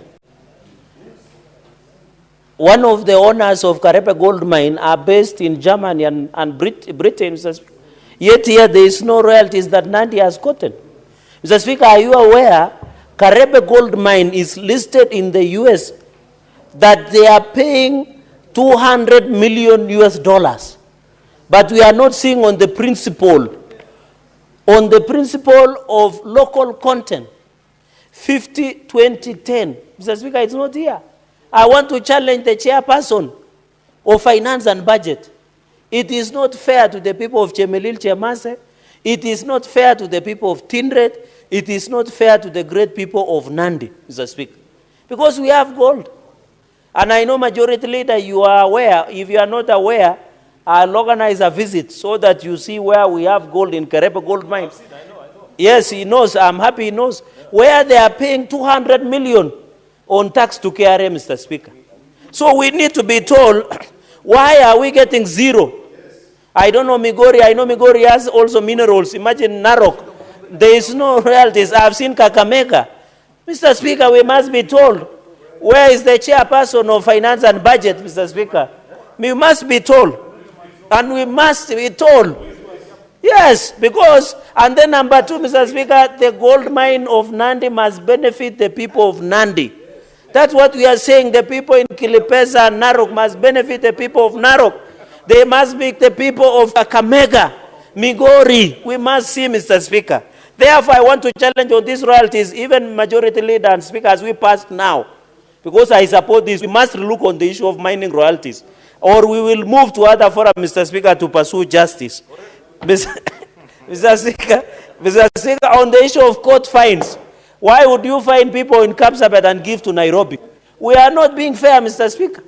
Let the court fines that we get in Nandi be used in Nandi, in Nyamira. Let the people in Nairobi use their own court fines to do their own things, Mr. Speaker, because we cannot be getting zero, Mr. Speaker. Number 4, Mr. Speaker, please, for the first time, I can agree Sifuna to inform me. Senator Cherargei, the chair has not allowed Senator Sifuna to inform you. Now that you want to allow him to inform you, Senator Sifuna, proceed to inform Senator Cherargei. Honorable Speaker, I just wanted to inform the Senator of Nandi that the people of Nairobi do not get an allocation for court fines imposed in Nandi. If you look at the schedule here, every county has a specified figure for the amount that comes from the national government that is collected as court fines in the specific county. So please don't make it appear. Don't make it appear that we take money from courts outside Nairobi. The Nairobi allocation is for courts in Nairobi, and there's a unique situation in Nairobi where we agreed with the Judiciary, Honorable Speaker, that the city courts here will be manned and managed by the county government of Nairobi, and that all the fines that are collected there should go back to the people of Nairobi. In fact, the problem is Senator Cherargei, I think it's the same people. Sifuna, I think the information is home. Yes, I just want to conclude that, in fact, we in Nairobi feel that this figure, I think it was 87 million, was it? Is still very low, Honorable Speaker. If you put into perspective the number of times Nairobians are arrested and harassed and taken to court by the Nairobi City Council askaris, county askaris. So our figure should actually be higher, but honestly, Speaker, it is putting in perspective the population and also the situation in the city. I thank you, Honorable Speaker. Proceed to conclude, Senator Samson. In the interest, I believe Mr. Speaker, I think this is the first time Senator Sifuna is giving useful information to this House, and I'm proud of him, Mr. Speaker. Mr. Speaker, I'm appreciating you. I'm appreciating you. Mr. Speaker, that is why I'm saying this is it's useful. Senator Cherargei, you allowed Senator Sifuna to inform you. Yes, which I've said is useful information. You are actually almost being disorderly by making reference to the fact that it is the first time that is giving any useful information. It is appropriate that you acknowledge and... Let me, Mr. Speaker, with your indulgence, this is one of the rare occasions that I have gotten useful information from Senator Sifuna, and I hope he keeps at the good spirit, Mr. Speaker. Mr. Speaker, number 3, number 4, and final is on salary. I want to agree with my colleagues, Mr. Speaker, and I said before when you gave me a chance, why do you allow this UHC staff to demonstrate daily? Why don't majority leader and minority leader, you have led us even last week with consultation of former Prime Minister, Mr. Speaker. Why don't you call to order and committee of the whole? CS of Health and Ministry, COG, and stakeholders of UHC, you call through the powers, and we sit here, the whole House, and resolve this UHC. This is the legacy of so for the man, Mr. Speaker. I want to challenge the leadership of this House, led by Senator Sifuna, Senator Wambua, Senator Cheruyot. Please call a whole House, and we resolve this issue of UHC. Mr. Speaker, we are tired. We are tired, Mr. Speaker. What's your point of order, Majority Leader? Mr. Speaker, last 2 weeks ago I said that there is an emerging trend of content creators in the House instead of legislators. People, Mr. Speaker, who want to do things to the gallery, but they know very well that that is not where the solution lies. Senator Cherargei, I would have wished to help with this UHC challenge that we have. But you know for a fact that the solution lies in the National Assembly. All UHC staff are calling for is budgeting of their allocation for their salaries and consider absorption into counties, Mr. Speaker. Unfortunately, this is not the budget-making house, Mr. Speaker. In the division of revenue, we only consider resources that are divided vertically between the two levels of government, Mr. Speaker. But the final solution lies with our colleagues in the National Assembly. And I wish, in fact, today, when the UHC staff were outside here in the Senate, I sent a sergeant at arms to whisper to them that this is the wrong gate. The right gate to demonstrate is where they are now, Mr. Speaker, because they are presently before the National Assembly. So, is it in order for Senator Cherargei to mislead UHC staff, Mr. Speaker, that their solution lies in the leadership of yours truly, and I don't know which other senator, while he knows for a fact that our powers are limited to division of revenue with regards to county allocation only, Mr. Speaker. I thank you. Thank you, Majority Leader. He made reference to the leadership of the House comprising Senator Sifuna, Senator Ombua, and yourself. So, Senator Cherargei, you take note of the comments by the Honorable Majority Leader, particularly with regard to the mandate of this House. What other point do you want to share, Senator Sifuna? No, Honorable Speaker, I wanted first to join the Majority Leader in saying that we as the leadership of this House have done our best for the UHC workers. The stage at which we are right now, it's not about stories, it's not about petitions. They want money. Money to be allocated from the budget for their absorption on permanent.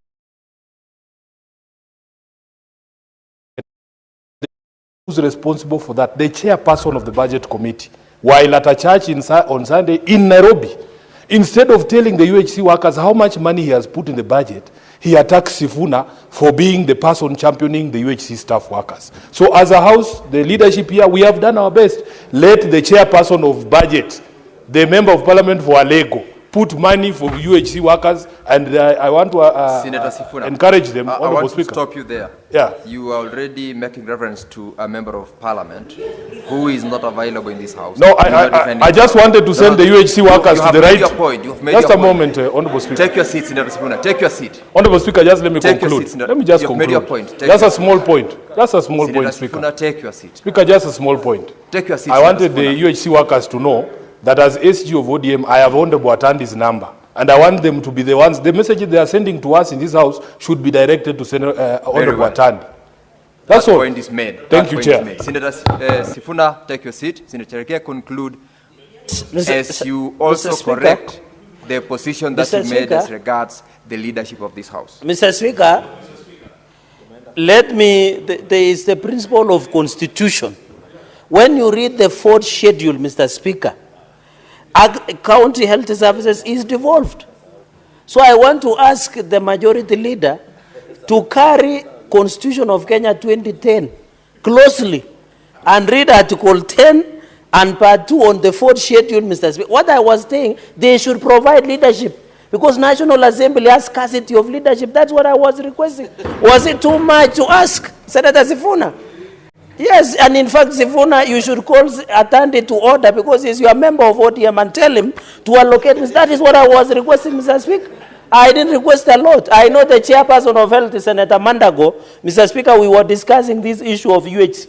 What I want to appeal to the majority, Senate majority leader, because he also has ears and eyes of who is who in this country, to whisper, Mr. Speaker, so that this UHC can be resolved once and for all. Is it too much to ask on behalf of UHC? It is not too much, Mr. Speaker. That is what I'm all requesting, Mr. Speaker. Mr. Speaker, finally, so on this issue of salaries, and therefore leadership of this House, including yourself, Speaker, let us come out, provide leadership. In fact, when I ask, Mr. Speaker, you can see the majority are whispering that Anas, the person who knows Anas is Senator Sifuna. He said in public that he has Anas by the name. I don't want to mention the name. Was it Cindy or somebody? Mr. Speaker, and he said it on record in Migori in presence of Senator Gisheru, Ed. And I don't know, maybe you'll ask him why. In fact, that is why Sifuna is my greatest supporter today. Because when you talk about anything around health, he remembers one nurse that changed his life. Mr. Speaker, Mr. Speaker, so the issue of salary that will come to Nandi is 176 million plus, Mr. Speaker. I want to challenge this will go to community health promoters, it will go to industrial bank and health sector, Mr. Speaker. I expect this money to get value, and I agree with Majority Leader. He has said service is not about brick and mortar. My hospitals in Nandi are coming down, Mr. Speaker. When you go to Kapsabet County Referral Hospital, when you want to visit the most dirtiest hospital in Kenya, just go to Kapsabet County Referral Hospital, presided over by Sang Maladministration, Mr. Speaker. So I want to challenge and call upon the chairperson of health, and I've challenged him central, to come to Nandi. When you come to Kapsengere, it's toll. You come to Kobujoy. Kobujoy is only, and you know the governor is your friend. God forbid if he gets an emergency medical condition. That project of Kobujoy Health Center is toll, and he has consumed 100 million, Mr. Speaker. So I hope my doctors and nurses and healthcare practitioners in Nandi will get value. Finally, on the issue of World Bank and Danida, Nandi is going to get over 480 million, almost to close 1 billion, Mr. Speaker. We need to see this value. I have seen my project in Soria Township as told. Yet this money has been released, Mr. Speaker, 485 million, Mr. Speaker. When you see the footpaths that were contracted by county government of Nandi, the footpath that he contracted, Governor Sang, Mr. Speaker, cannot even be used by 2 dogs because it is too narrow. It cannot be used to pass by the 2 people, Mr. Speaker. We must be told what is the value. And 480 million, Mr. Speaker, is World Bank money. It is a loan. It is not a gift. It is not sadaka, Mr. Speaker. It is money meant to transform the lives of the people of Nandi. So this 485 million, Mr. Speaker, must give value to the great people of Nandi. With those many remarks, Mr. Speaker, I beg to support and let us vote, but I want to call upon the Finance and Budget Committee, let us sit on royalties and the issue of court fines. With those many remarks, Mr. Speaker, I beg to support and let us vote. Senator Eddie Okech.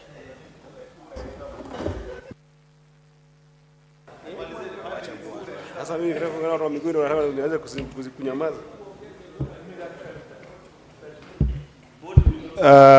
thank you, Mr. Speaker, for giving me this opportunity to make a comment on this. Mr. Speaker, there are some clarity that I wanted to make here that are very, very important. Mr. Speaker, we share revenue in 2 forms. Number 1 is the revenue that we share from equitable shares required by under Article 202, where there is money we share between national government and county government. And that, Mr. Speaker, informed our DORA, which we discussed the other time. And then secondly, after that, Mr. Speaker, then we fight here for SIGA. We fight for additional allocation to counties. Now, Mr. Speaker, that additional allocation to counties, the way it happens is that there are 4 areas where this money comes from. One has been contentious, and I'll go back to it because my chair has been implicated in this, and I need to explain to the House why it was important for the chair, perhaps not to put it on his talking notes. So number 1, Mr. Speaker, the counties must note that as a House, we fought for this actually and ensured that out of what national government gets as its share, under Article 202.2, they can put additional money to counties, and that additional money to counties in total, we are sending to counties 8.4 billion out of the additional shares from national government. Apart from that, we then have additional allocation from unconditional allocation from court fines. That would mean monies that come as a result of offenses that people have violated of respective county laws. On that, Mr. Speaker, we are scheduling today 116 million that is supposed to go to counties. Then lastly, Mr. Speaker, there is the issue of those additional allocations that come from loans that we get as a country, as well as grants that we get from other development partners as a country. And in this 3rd schedule, we are sending 37 billion. Now, my county of Migori, in those sections, Mr. Speaker, it is important that I report to the people of Migori that apart from our equitable share that we sent to Migori that had now passed 8.6 billion, Mr. Speaker, On the national government share, number one, we are sending to Migori, or we are scheduling that Migori gets 186 million that is meant for KISII. That is the County Aggregated Industrial Parks, which had commenced and taken root in Migori. The status is still wanting that the governor must take note and ensure that this 186 million we are sending does the rightful job. The second thing we are sending to Migori here, Mr. Speaker, is community health promoters who used to be community health volunteers, sometimes past. Of course, they are incorporated. And these CHPs are a key component of our healthcare system in Migori County, and we are giving an additional 88.4 million in this schedule. And Mr. Speaker, lastly, on that national government share, we are sending an additional allocation for doctors' salaries in arrears that are in Migori, Mr. Speaker. We are sending 27.7 million. In that category alone, we are adding a whooping 302 million to Migori County. I think this is commendable. But Mr. Speaker, as it has been said, and it affects Migori and other counties, I wish the National Assembly, in passing this schedule, would have added under national government share a portion for universal health care workers. This should have, this is the portion that they should have added, Mr. Speaker, so that you can deal with this issue of moving the entire payroll of universal health care workers from national payroll and then putting them on county payroll, yet there is no money to follow that payroll. I think it's going to be problematic that we might face a situation where we will have a total collapse of primary health care because, Mr. Speaker, if that payroll is transferred to counties and there is no allocation under this additional allocation bracket, what will happen is that those workers will go to counties and then they will not work because there is no money. Then before they realize, they'll drop out, and hospitals, as well as all other healthcare facilities, will not function. So this is where I wish that the National Assembly, which, as senators have said here, Senator Cheruiyot has talked about it very passionately, Senator Sifuna has talked about it very passionately. This is a responsibility of National Assembly to be able to allocate money under this docket that could have gone to universal health care workers. And we will still fight for that and make sure that national government share must be able to take care of this. Moving on, Mr. Speaker, Migori County seems not to have so many offenders to the county laws because checking on this, we are scheduling under court fines as additional allocation just about 974,000 shillings.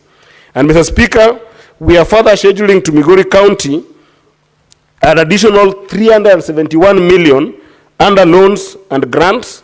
That includes FLOCA, that includes money from Danida, includes money from World Bank. And in all this total basket, Mr. Speaker, we are adding Migori County an additional 674.8 million. This is money that, Mr. Speaker, if you put to good use, it should be able to transform the life of people of Migori County. And I want to urge the leadership of Migori County, the county government, that after doing all this work here, we must make sure that these monies are put to good use and are put in a place that they can be able to serve our people.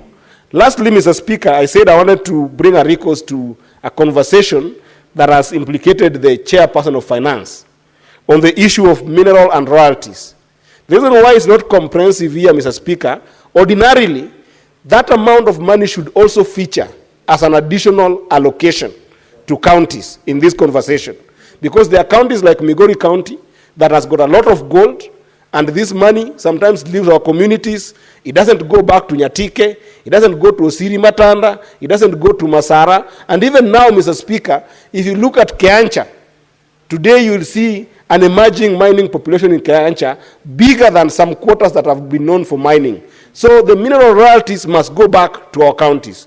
But I wanted to say that the reason why perhaps my leader in the Finance and Budget Committee did not talk about this, and perhaps it didn't come to this, is because, Mr. Speaker, the mineral royalties is guided. Your point of order, Senator Mandago.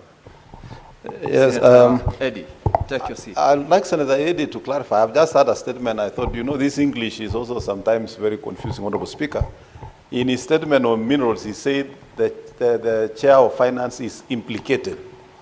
This English the people of Mandera might think that their senator has begun some mining business, while to my understanding and perception, he was referring to the committee in terms of the role of minerals. Maybe so that it is clear, and because this is a house of record, Honorable Chair.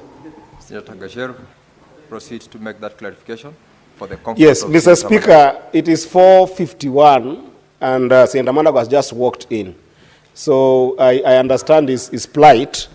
I said that when one of the senators was speaking here, he accused the chair of Finance and Budget for not fighting for the inclusion of mineral royalties in this disbursement schedule as an additional allocation, which is true, but I was trying to give clarity of why that did not feature here. So that's where I was going, and next time try to come to the house early, Senator Mandago. So, Mr. Speaker, what's happening is that the mineral royalties is guided by the Mining Act of 2016, and that particular allocation is actually under Section 181 of the Mineral Act. That Mineral Act is further guided, Mr. Speaker, by the Mineral Royalty Sharing Regulations of 2023, which actually passed also through this House, Mr. Speaker. And if you further look at the PFM Act, Mr. Speaker, you will see that the PFM Act under Section 28 requires that mineral royalties after the collection are first of all put into a mineral royalties collection account, which then, under Section 75 of the PFM Act, that collection account then must then be transferred to the consolidated fund account. Now, where does the sharing element come into? Under those regulations, Mr. Speaker, if you look at Section 5 of those regulations, and I'll read it word to word, it says that the accounting officer of the State Department shall prepare and submit to the National Treasury by the 15th day after every quarter a schedule of royalties on the amounts. One, of the royalties received from holders of mineral rights, and then two, what amount out of those are due to the national government, and then are due to the county governments, and those that are due to the communities respectively. I don't want to bore you with much, but it goes actually further to share the apportionment in terms of percentages that must go to national government, county governments, as well as local communities. So that schedule is actually already there, and it is established by law and subsequent regulations. So it is not that the chair of finance wasn't aware of this. We conversed on this. The chair of finance is quite well informed. I am well informed as a member of that finance and budget committee. Senator Boni is just as well informed, and all the members of that committee are quite well informed. It's only that schedule is already prescribed for by law, and that's why it did not feature on this.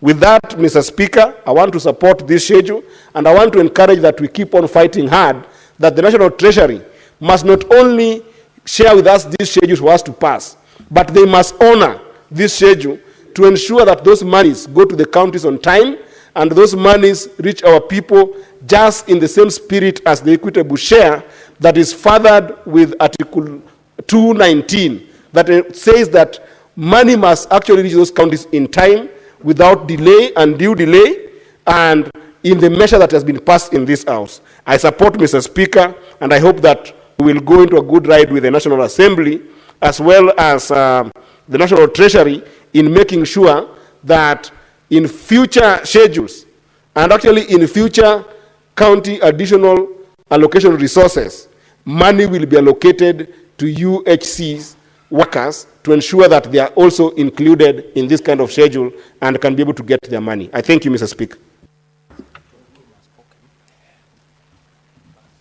Senator Abbas Mohammed. Thank you, Honorable Speaker. Honorable Speaker, I also want to join my colleagues to support the disbursement schedules for 2024-25. Honorable Speaker, this additional funds schedule is coming actually too late. That it's now end of May, and you have only 1 month for this fund. And it's actually very unfortunate. I was a member of the Committee of Mediation. And every year, whenever we talk about the additional funds, we must also have a mediation team, a committee, which is very unfortunate. It is actually the high time this House will discuss on how best we can handle this money independently from the National Assembly. Because it's actually a deliberate move that this money delays always. And at times, the Treasury release funds to the counties very late. You see, money not be released for almost 3 months for a whole quarter. And members and even the workers are not paid. I think the issue of releasing funds to the counties must be discussed in this Senate, and we must come up with a way that we can be able to achieve money in a given time, like any other institutions in the National Assembly, in the national government. Mr. Speaker, in the Schedule 1, my county has received almost 265 million. And one is the KISII. Mr. Speaker, the KISII, this is the county aggregated and the Schedule back. I see so many buildings coming up in my county, very huge buildings. So asking myself, are these really a priority for me? Because even the industries, we don't even have cottage industries.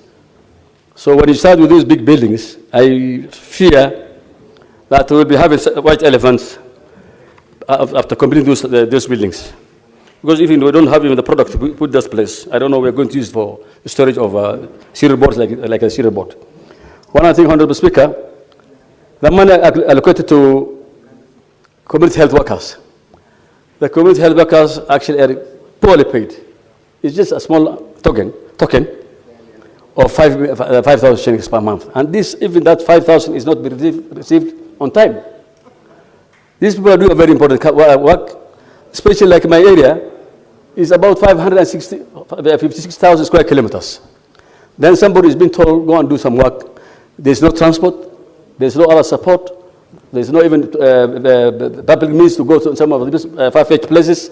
And therefore, I'll urge the Finance Committee to look at this issue of the community health promoters, so at least we can be able to improve their allowances. As it is, actually, this is actually an abuse of the human rights. Actually, this is actually a human rights abuse, because you cannot send somebody to go and work for you, and then you don't even give him the necessary support. And even the little 5,000 shillings delays. So I think we need to have, as you know, an outstanding salary payment or allowance payment for these members of the health promoters. Honourable Speaker, on the doctor's salaries, actually, as I've already said by some of my colleagues, it's very unfortunate. Every morning we're hearing people, doctors wearing uniform, loitering in the streets, making noise. This is actually unprofessional. And that's not happening in this country. These are not hawkers. These are people who have been going to school for almost 7 years. Who want to do all the siding and then going to one of the best brains in this country.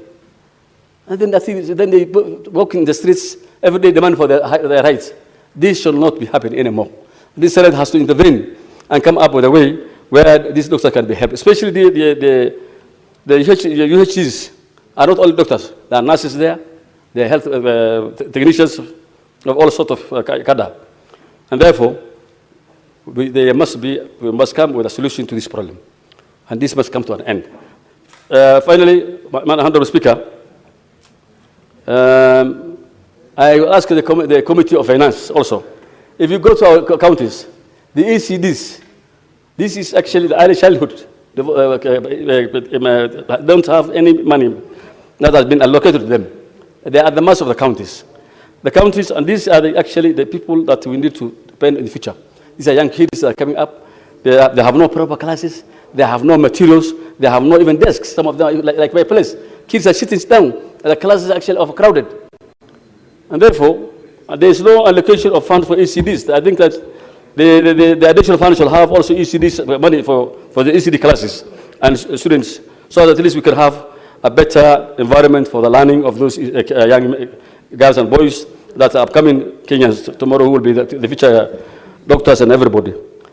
For the court fines, Honourable Speaker, I think this is not fair. Every county must get the realities of the court fines. Because I know in Nairobi, Every Kenyan comes here for the High Court or Appeal Court, and they come from all corners of Kenya. So the money should not only go to Nairobi or a few counties. The money must come to all counties, however little it's going to be. Finally, Honorable Speaker, the money from donors. There's a lot of money coming from donors. My county now is receiving 1.7 billion shillings. 1.7 billion is actually a lot of money.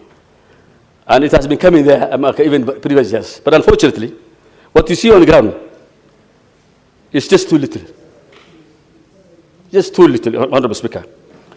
For the issue of the health, I think the SHA issue has now improved the collections of the institutions like the dispensaries, the health centers. But the problem is this SHA problem, there is no proper accountability. The money is being used at the source. A lot of money is being collected, but there is no accountability, proper accountability, or that has been put in place. So I think for the FIF, this country must come up with a proper auditing and accountability so that this money is actually a lot of money that's coming to various, it has really improved. The health centers, the dispensaries are now receiving a lot of money, but that money is actually not prudently used, and I'm worried that this money is going to be lost. If there will be no accountability. Honorable Speaker, finally, one thing I want to say is that we will not be every day crying like young babies here.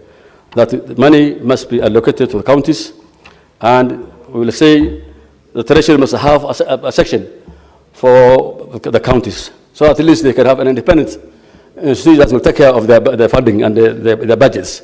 With those few remarks, I beg to support it. Finally, Senator Boni Halwale. Thank you, Mr. Speaker. Mr. Speaker, two general comments. The first one is that we have to carry the country with us. There is so much arrogance amongst governors who think that this money can just find its way in the county revenue fund without the legislation we are doing now. So we want the countryside, the people to whom lies are sold by these governors, to hear what we are doing this afternoon is one, in the year 2024, 2025, when we shared money between the national government and the county governments, there was a balance which senators had been pushing the national government, and that balance is called an additional money from shareable revenue of the government that we are adding counties.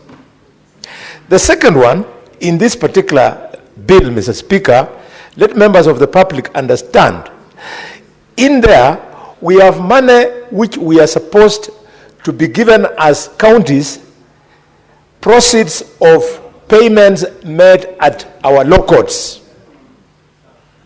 Then in there, Mr. Speaker, let members of the public know that depending on counties that do mining of various minerals, also this bill ensures that that money, royalty, is taken to the people through their governors. And finally, but not least, this bill is ensuring that the loans and grants from the World Bank, from IDA, from FLOGA, and other international communities, the National Treasury is now sharing with each county. That is the first general comment. The second general comment, which is important, Mr. Speaker, is I must apologize that we want to pass this quickly. Not because it is not important, but because we have run out of time. We have run out of time because governors and members of the National Assembly have taken each other to court. An amount meant for road maintenance levy, we were forced to remove from this bill, otherwise we would not have realized it this financial year. So because we have come to the end of the financial year, we've left that out, and we are releasing this money, and I want to appeal to governors and members of the National Assembly in our counties. When it is about sharing contracts and tenders, governors and MPs are friends. When it is about hurling insults at senators, weak house, whatnot, Governors and members of the National Assembly are friends. But when it comes to people's issue, 10.5 billion shillings to be released to maintain roads in our counties, all of a sudden, governors and members of the National Assembly don't want to agree. I want to appeal to the President of the Republic of Kenya and party leader of UDA. You have a strong 158 members in that National Assembly. And Raila Odinga, former Prime Minister, you have another 88 members of Parliament in that National Assembly. What stops the two of you?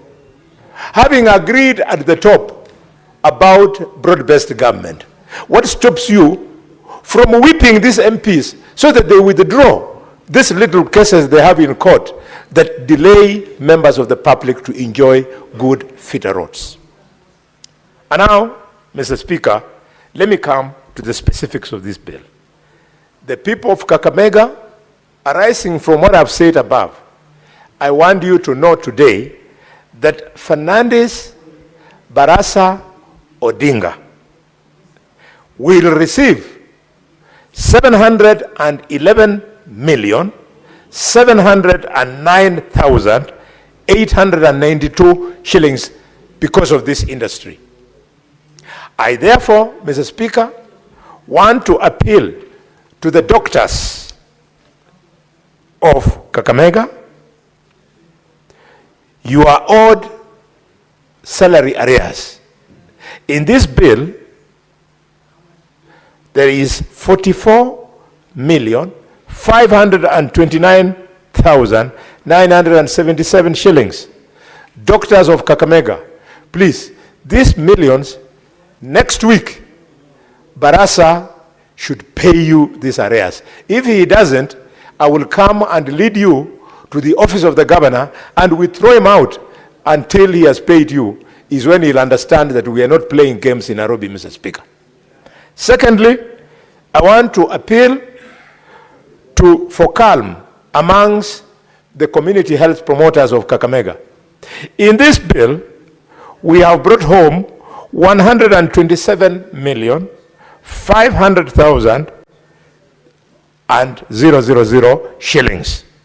Mr. Speaker, I'm appealing to all the community health promoters from Likuyani to Lugari to Malava to Nabaholo to Shinyalu to Ikolomani to Lurambi to Mumias East to Matungu to Mumias West to Butere and Huisero. All of you, next week, take the nearest border, go to the governor's office, you'll find me there. He must pay you this money. It is there. If we don't force him, the theft he used to practice in Ketrako, he has exported it to Kakamega. He will chew this money, you will have nothing to eat. Mr. Speaker, because of this bill... What's your point of order, Senator Faki?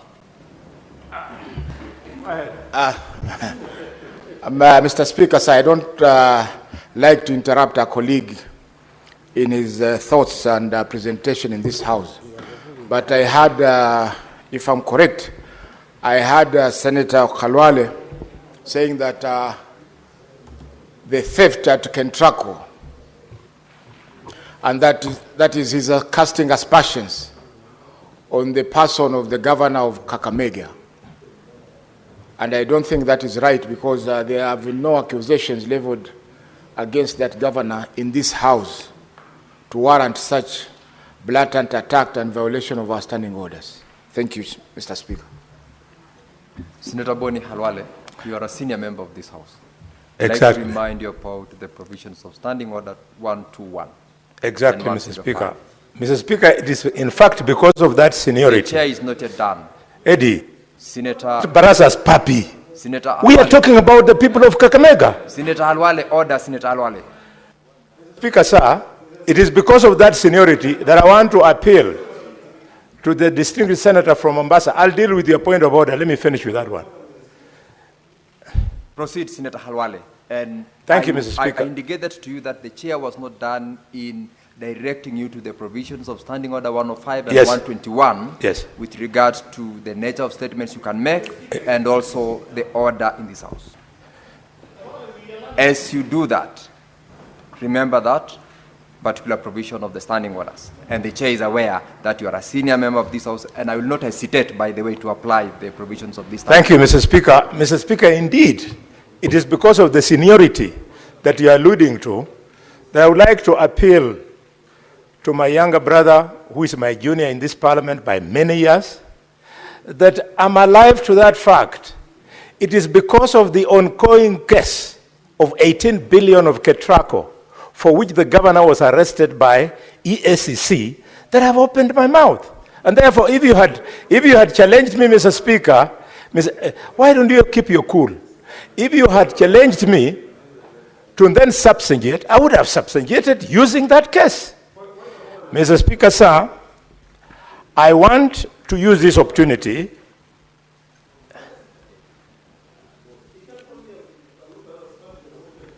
Mr. Speaker, sir, for this reason, I would like to appeal to the governor of Kakamega not to look far, to take a walk and go to Bungoma and talk to his brother, Governor Lusaka, and take a walk and go to Kitale and talk to his brother, Senator George Natembeya. Both of them are doing a sterling job to the extent, Mr. Speaker, that the governor of Bungoma has received money for the construction of the County Agricultural Integrated Park. Governor Natembeya has received, but Barasa has not received because he has not convinced the national government that he has played his part. He should learn from performing governors of our region. Mr. Speaker, having said that, I want to speak to the issue of court fines. It's very unfortunate, Minister John Madi, you have signed this schedule.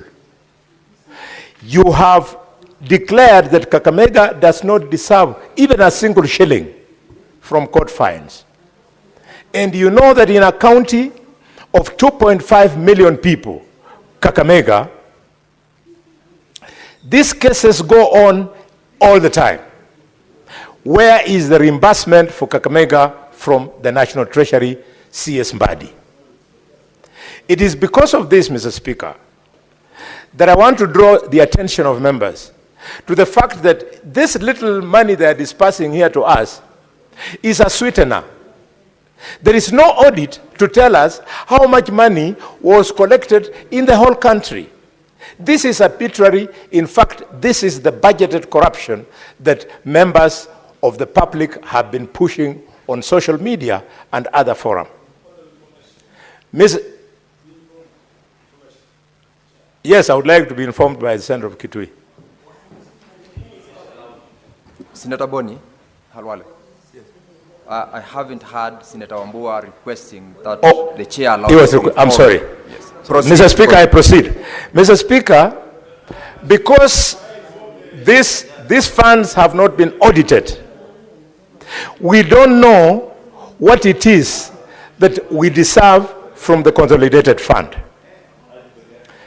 Because of this, Mr. Speaker, I want to propose to this House that we should bring the necessary legislation or amendments to the PFM Act to provide that we now have a clear-cut structure that separates appropriation in aid at the courts due to cases from county legislation.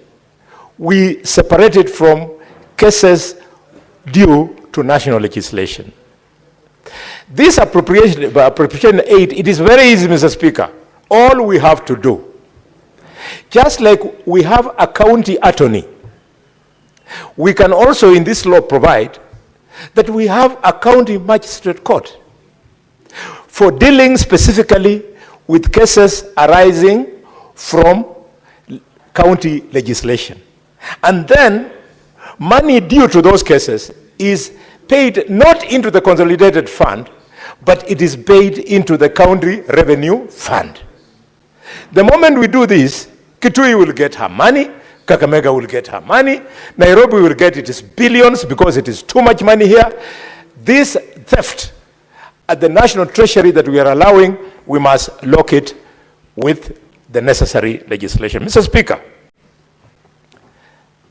if there is crime, then it is on royalties. There's so much gold in Kakamega that in his wisdom, the president has led his cabinet in recognition of that gold to construct the first and only gold refining factory in East Africa, in Kakamega.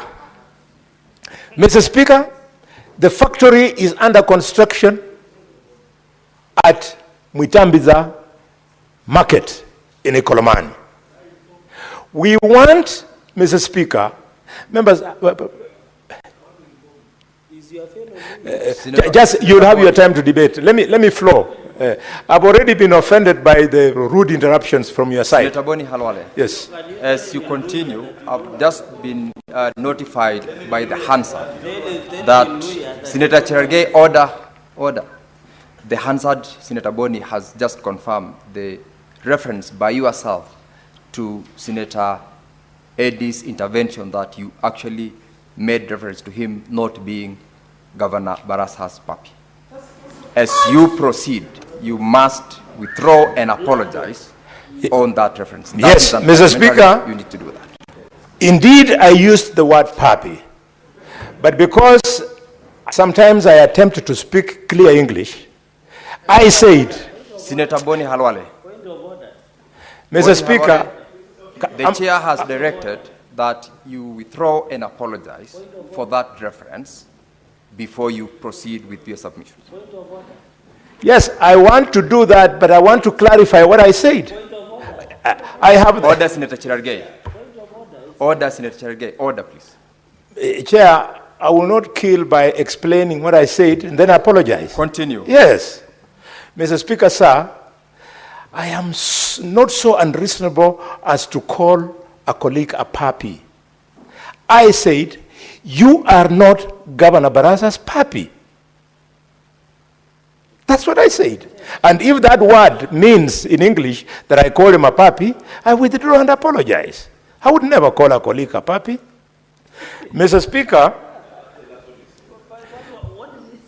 Speaker, sir, it is because of this abundance of gold in Kakamega that the president has afforded us with his cabinet, with his government, to construct a gold refinery in at Mwitambiza market.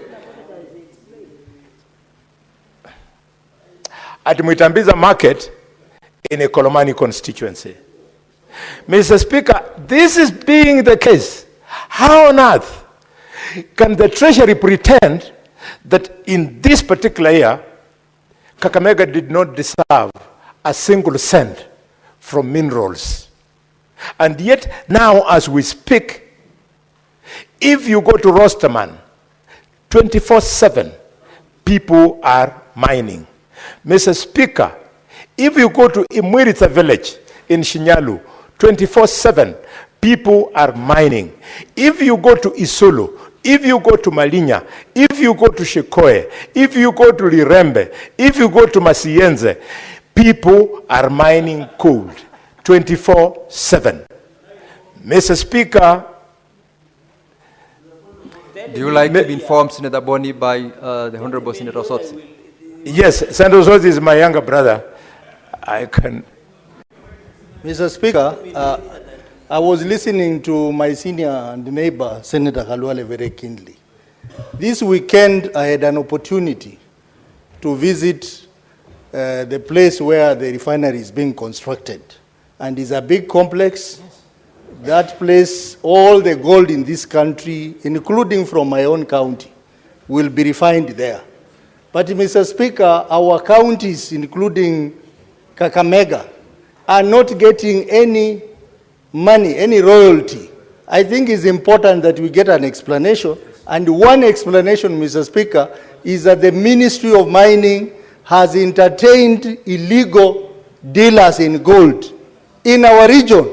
And therefore their gold goes into people's pocket and not the government, and therefore we cannot get royalties. Something has to be done about it. That is true, and I thank you for that reminder. Mr. Speaker, these matters are so serious to some of us because the resources God gave particular counties are meant to help the counties to come out of poverty. Today, Mr. Speaker, if you go to River Lukose, which down the line becomes River Yala, Chinese have even come with a boat. They are mining with a boat.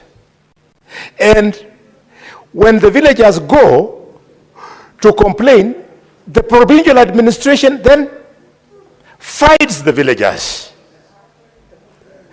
These Chinese, I had kept quiet because I'm tired of fighting these people since they get protection from the government.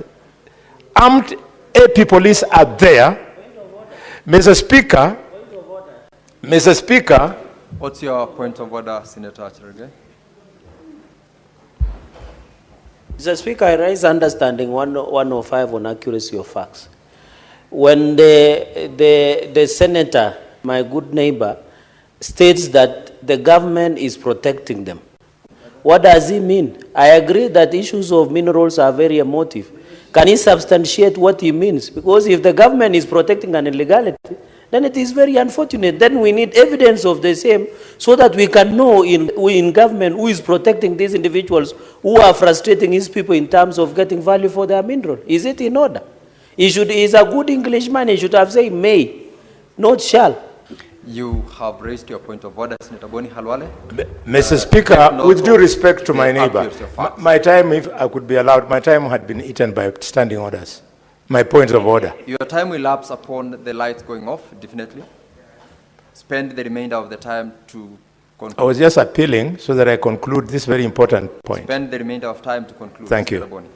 Mr. Speaker, I stand by that statement because I have been severally tear-gassed in Kakamega when I'm the senator of Kakamega now and leader of, not leader, and majority whip.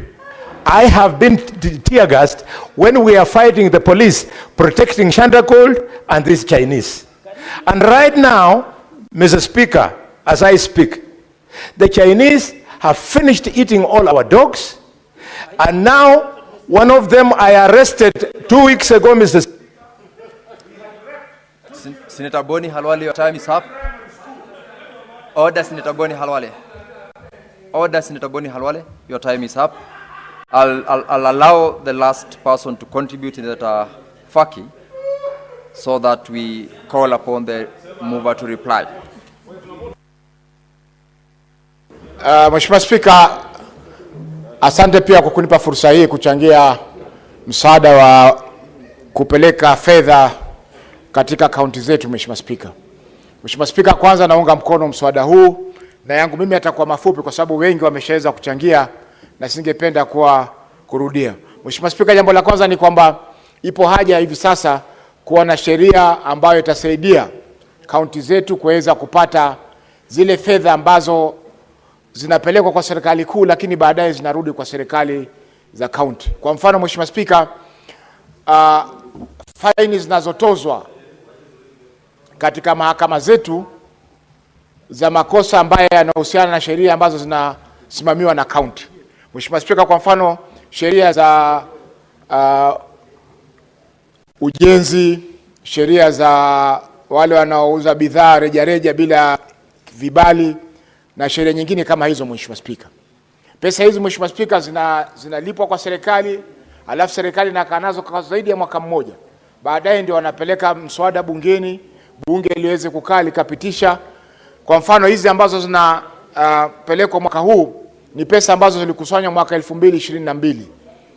Mheshimiwa Spika, Kwa hiyo ipo haja, Mheshimiwa Spika, pesa hizi ziweze kwenda moja kwa moja katika akaunti za county ili ziweze kutumika kwa ule mwaka ambao zimeweza kukusanywa.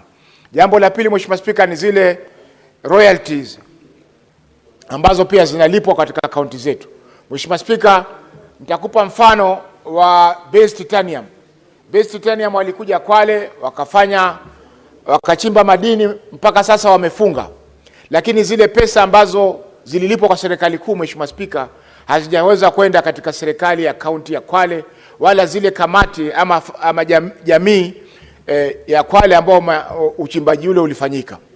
Mheshimiwa Spika, kwa sasa nafikiri kaunti ya Kwale inadai karibu bilioni 1, pesa ambazo ni royalties ambazo ziliingia kwa serikali kuu lakini hazijalipwa kwa serikali ya kaunti ya Kwale. Vile vile karibu shilingi milioni 700 zinahitajika kulipwa kwa komiti zile za maeneo yale ambao uchimbaji ulikuwa unaendelea, lakini pia hizo, Mheshimiwa Spika, bado hazijaweza kulipwa na serikali kuu.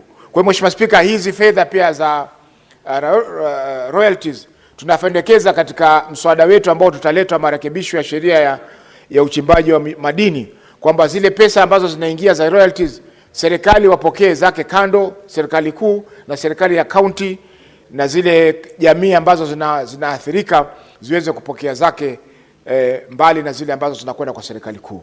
Kwa hiyo Mheshimiwa Spika, asante kwa kunipa fursa hii.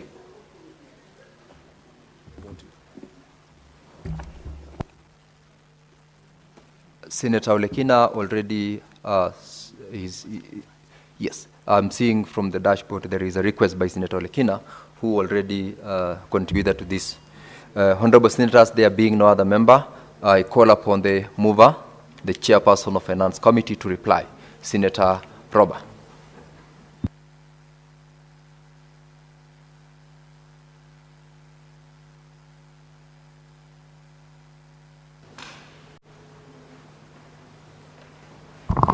Thank you very much, Honorable Speaker. I rise to reply, and I want to extend my appreciation and contribution to the Honorable Senators who have really contributed to this schedule. And I share the concerns that has been shared, particularly on the discipline of National Treasury adhering to the disbursement schedule as approved by the Senate, which has not happened. But considering we are approaching the end of the financial year now, the proposal in the disbursement schedule for county additional allocation disbursement schedule is that once passed, they will be able to disburse the funds in 2 tranches, 50% before the end of May and 50% within June. Honorable Speaker, as I reply, I have also had concerns about mineral royalties shared by some colleagues. It is very important for our honorable senators to understand, for mineral royalties to be shared, the government must have collected mineral royalties through the formal channels, so that then you pay mineral royalties from the mining of minerals. Now, once you mine and it goes through the government channels, the government will collect some royalty. Eventually, then, in accordance with the law as passed, the percentage that is supposed to be shared with the county government is going to be now given to the county government. Now, even if you have unlimited mining taking place, but that is happening without documentation, without that mining going through the government system, then you cannot expect to get a share of mineral royalty. For example, Migori has gold. If the mining in Migori is happening in the black market and the selling is happening in the black market, but it's not going through the formal channels of government in terms of payment of mineral royalties for mineral extraction in quantities that are documented and in values that are collected, then a percentage of that share cannot be shared back to the county government, because the government would have collected nothing. So it does not matter whether it is in your record and you know there is too much gold or this mineral, that mineral in your county. If the government system has no visibility of that in terms of collection, recording, payment of royalty in the stipulated rates, then the government will not have any record to be able to say, we've collected from Mandera. Mandera is mining gypsum in this quantity. If that quantity is not documented to do the form of system and royalty is paid for, then the government will not be able to give you, yes, you can give you a point of order if you are given. No. So mineral royalties are shared only on the basis of royalties collected by the government, not on the basis of minerals that you know the mining is taking place in your county. And that is the important information that needed to be shared. And honorable senators. Senator Osotsi, what's your point of order? Take your seat, Senator Roba. Mr. Speaker, 105, Standing Order 105. The chair has indicated that those counties that don't get money is because the minerals that is mined in those counties is mined in informal arrangements, sort of. I just wanted to say that in my county, the cabinet secretary for mining has visited some of the mining sites. He has also visited Migori County, I've seen, inspecting those mines. Does it mean that the cabinet secretary, who is a government official, who is supposed to know the right channels in which minerals must be mined, is condoning that practice of mining through informal arrangement? Mr. Speaker. The chairperson, I'm sure, did not specifically make reference to those particular ones, unless I didn't listen to him. He made reference to general mining areas where royalties do not go through the proper channels that would entitle a payment of the royalties. But Chairman, kindly clarify that as you reply. Thank you very much, Honorable Speaker. I would like to just inform my colleague that the money being shared in the name of royalty will only happen through royalties collected by government in the stipulated rates. If the government has no collection of raw minerals being, the mining that's taking place in, say, Mandera County, for example, and it has not gone through the formal challenge, even if we know there are minerals mining that is taking place, then expecting a share, unless there's evidence of collection of royalty, expecting a share is not entirely reasonable, because what is being shared is money collected by the government. Then a portion of it under the law, as shared by Senator Eddy, in specific terms, the different sections of the law, and the percentages is stipulated, is what is being shared. That's all I've said. And I cannot respond on behalf of the Cabinet Secretary or anybody else, but I'm only with authority stating that royalties being shared are royalties collected by the government. That is just a very basic principle. Honorable, Mr. Speaker, sir, the disbursement schedule we are seeking to pass today is an amount of 50 billion shilling that is going to our counties in the form of county additional allocation. And these are amounts in just a few key categories. The first schedule of the disbursement schedule is carrying allocation financed by national government as a share of 8.42 billion, comprising of conditional allocation for construction of county governments, the few counties that were promised, to the amount of 523 billion. 2.9 billion conditional allocation for county aggregation industrial parks. 3.234 for community health promoters. 1.759 billion conditional allocation for basic salary arrears for county government health workers. The second schedule carries disbursement of 116.1 million as court fines. And also the issue of court fines, Honorable Speaker, I would like to clarify that unless your county legislation imposes a fine for which on your behalf the courts will collect, then you are entitled to a share. Then you cannot expect, if it's general collection And it does not mean necessarily you have lower crime rate,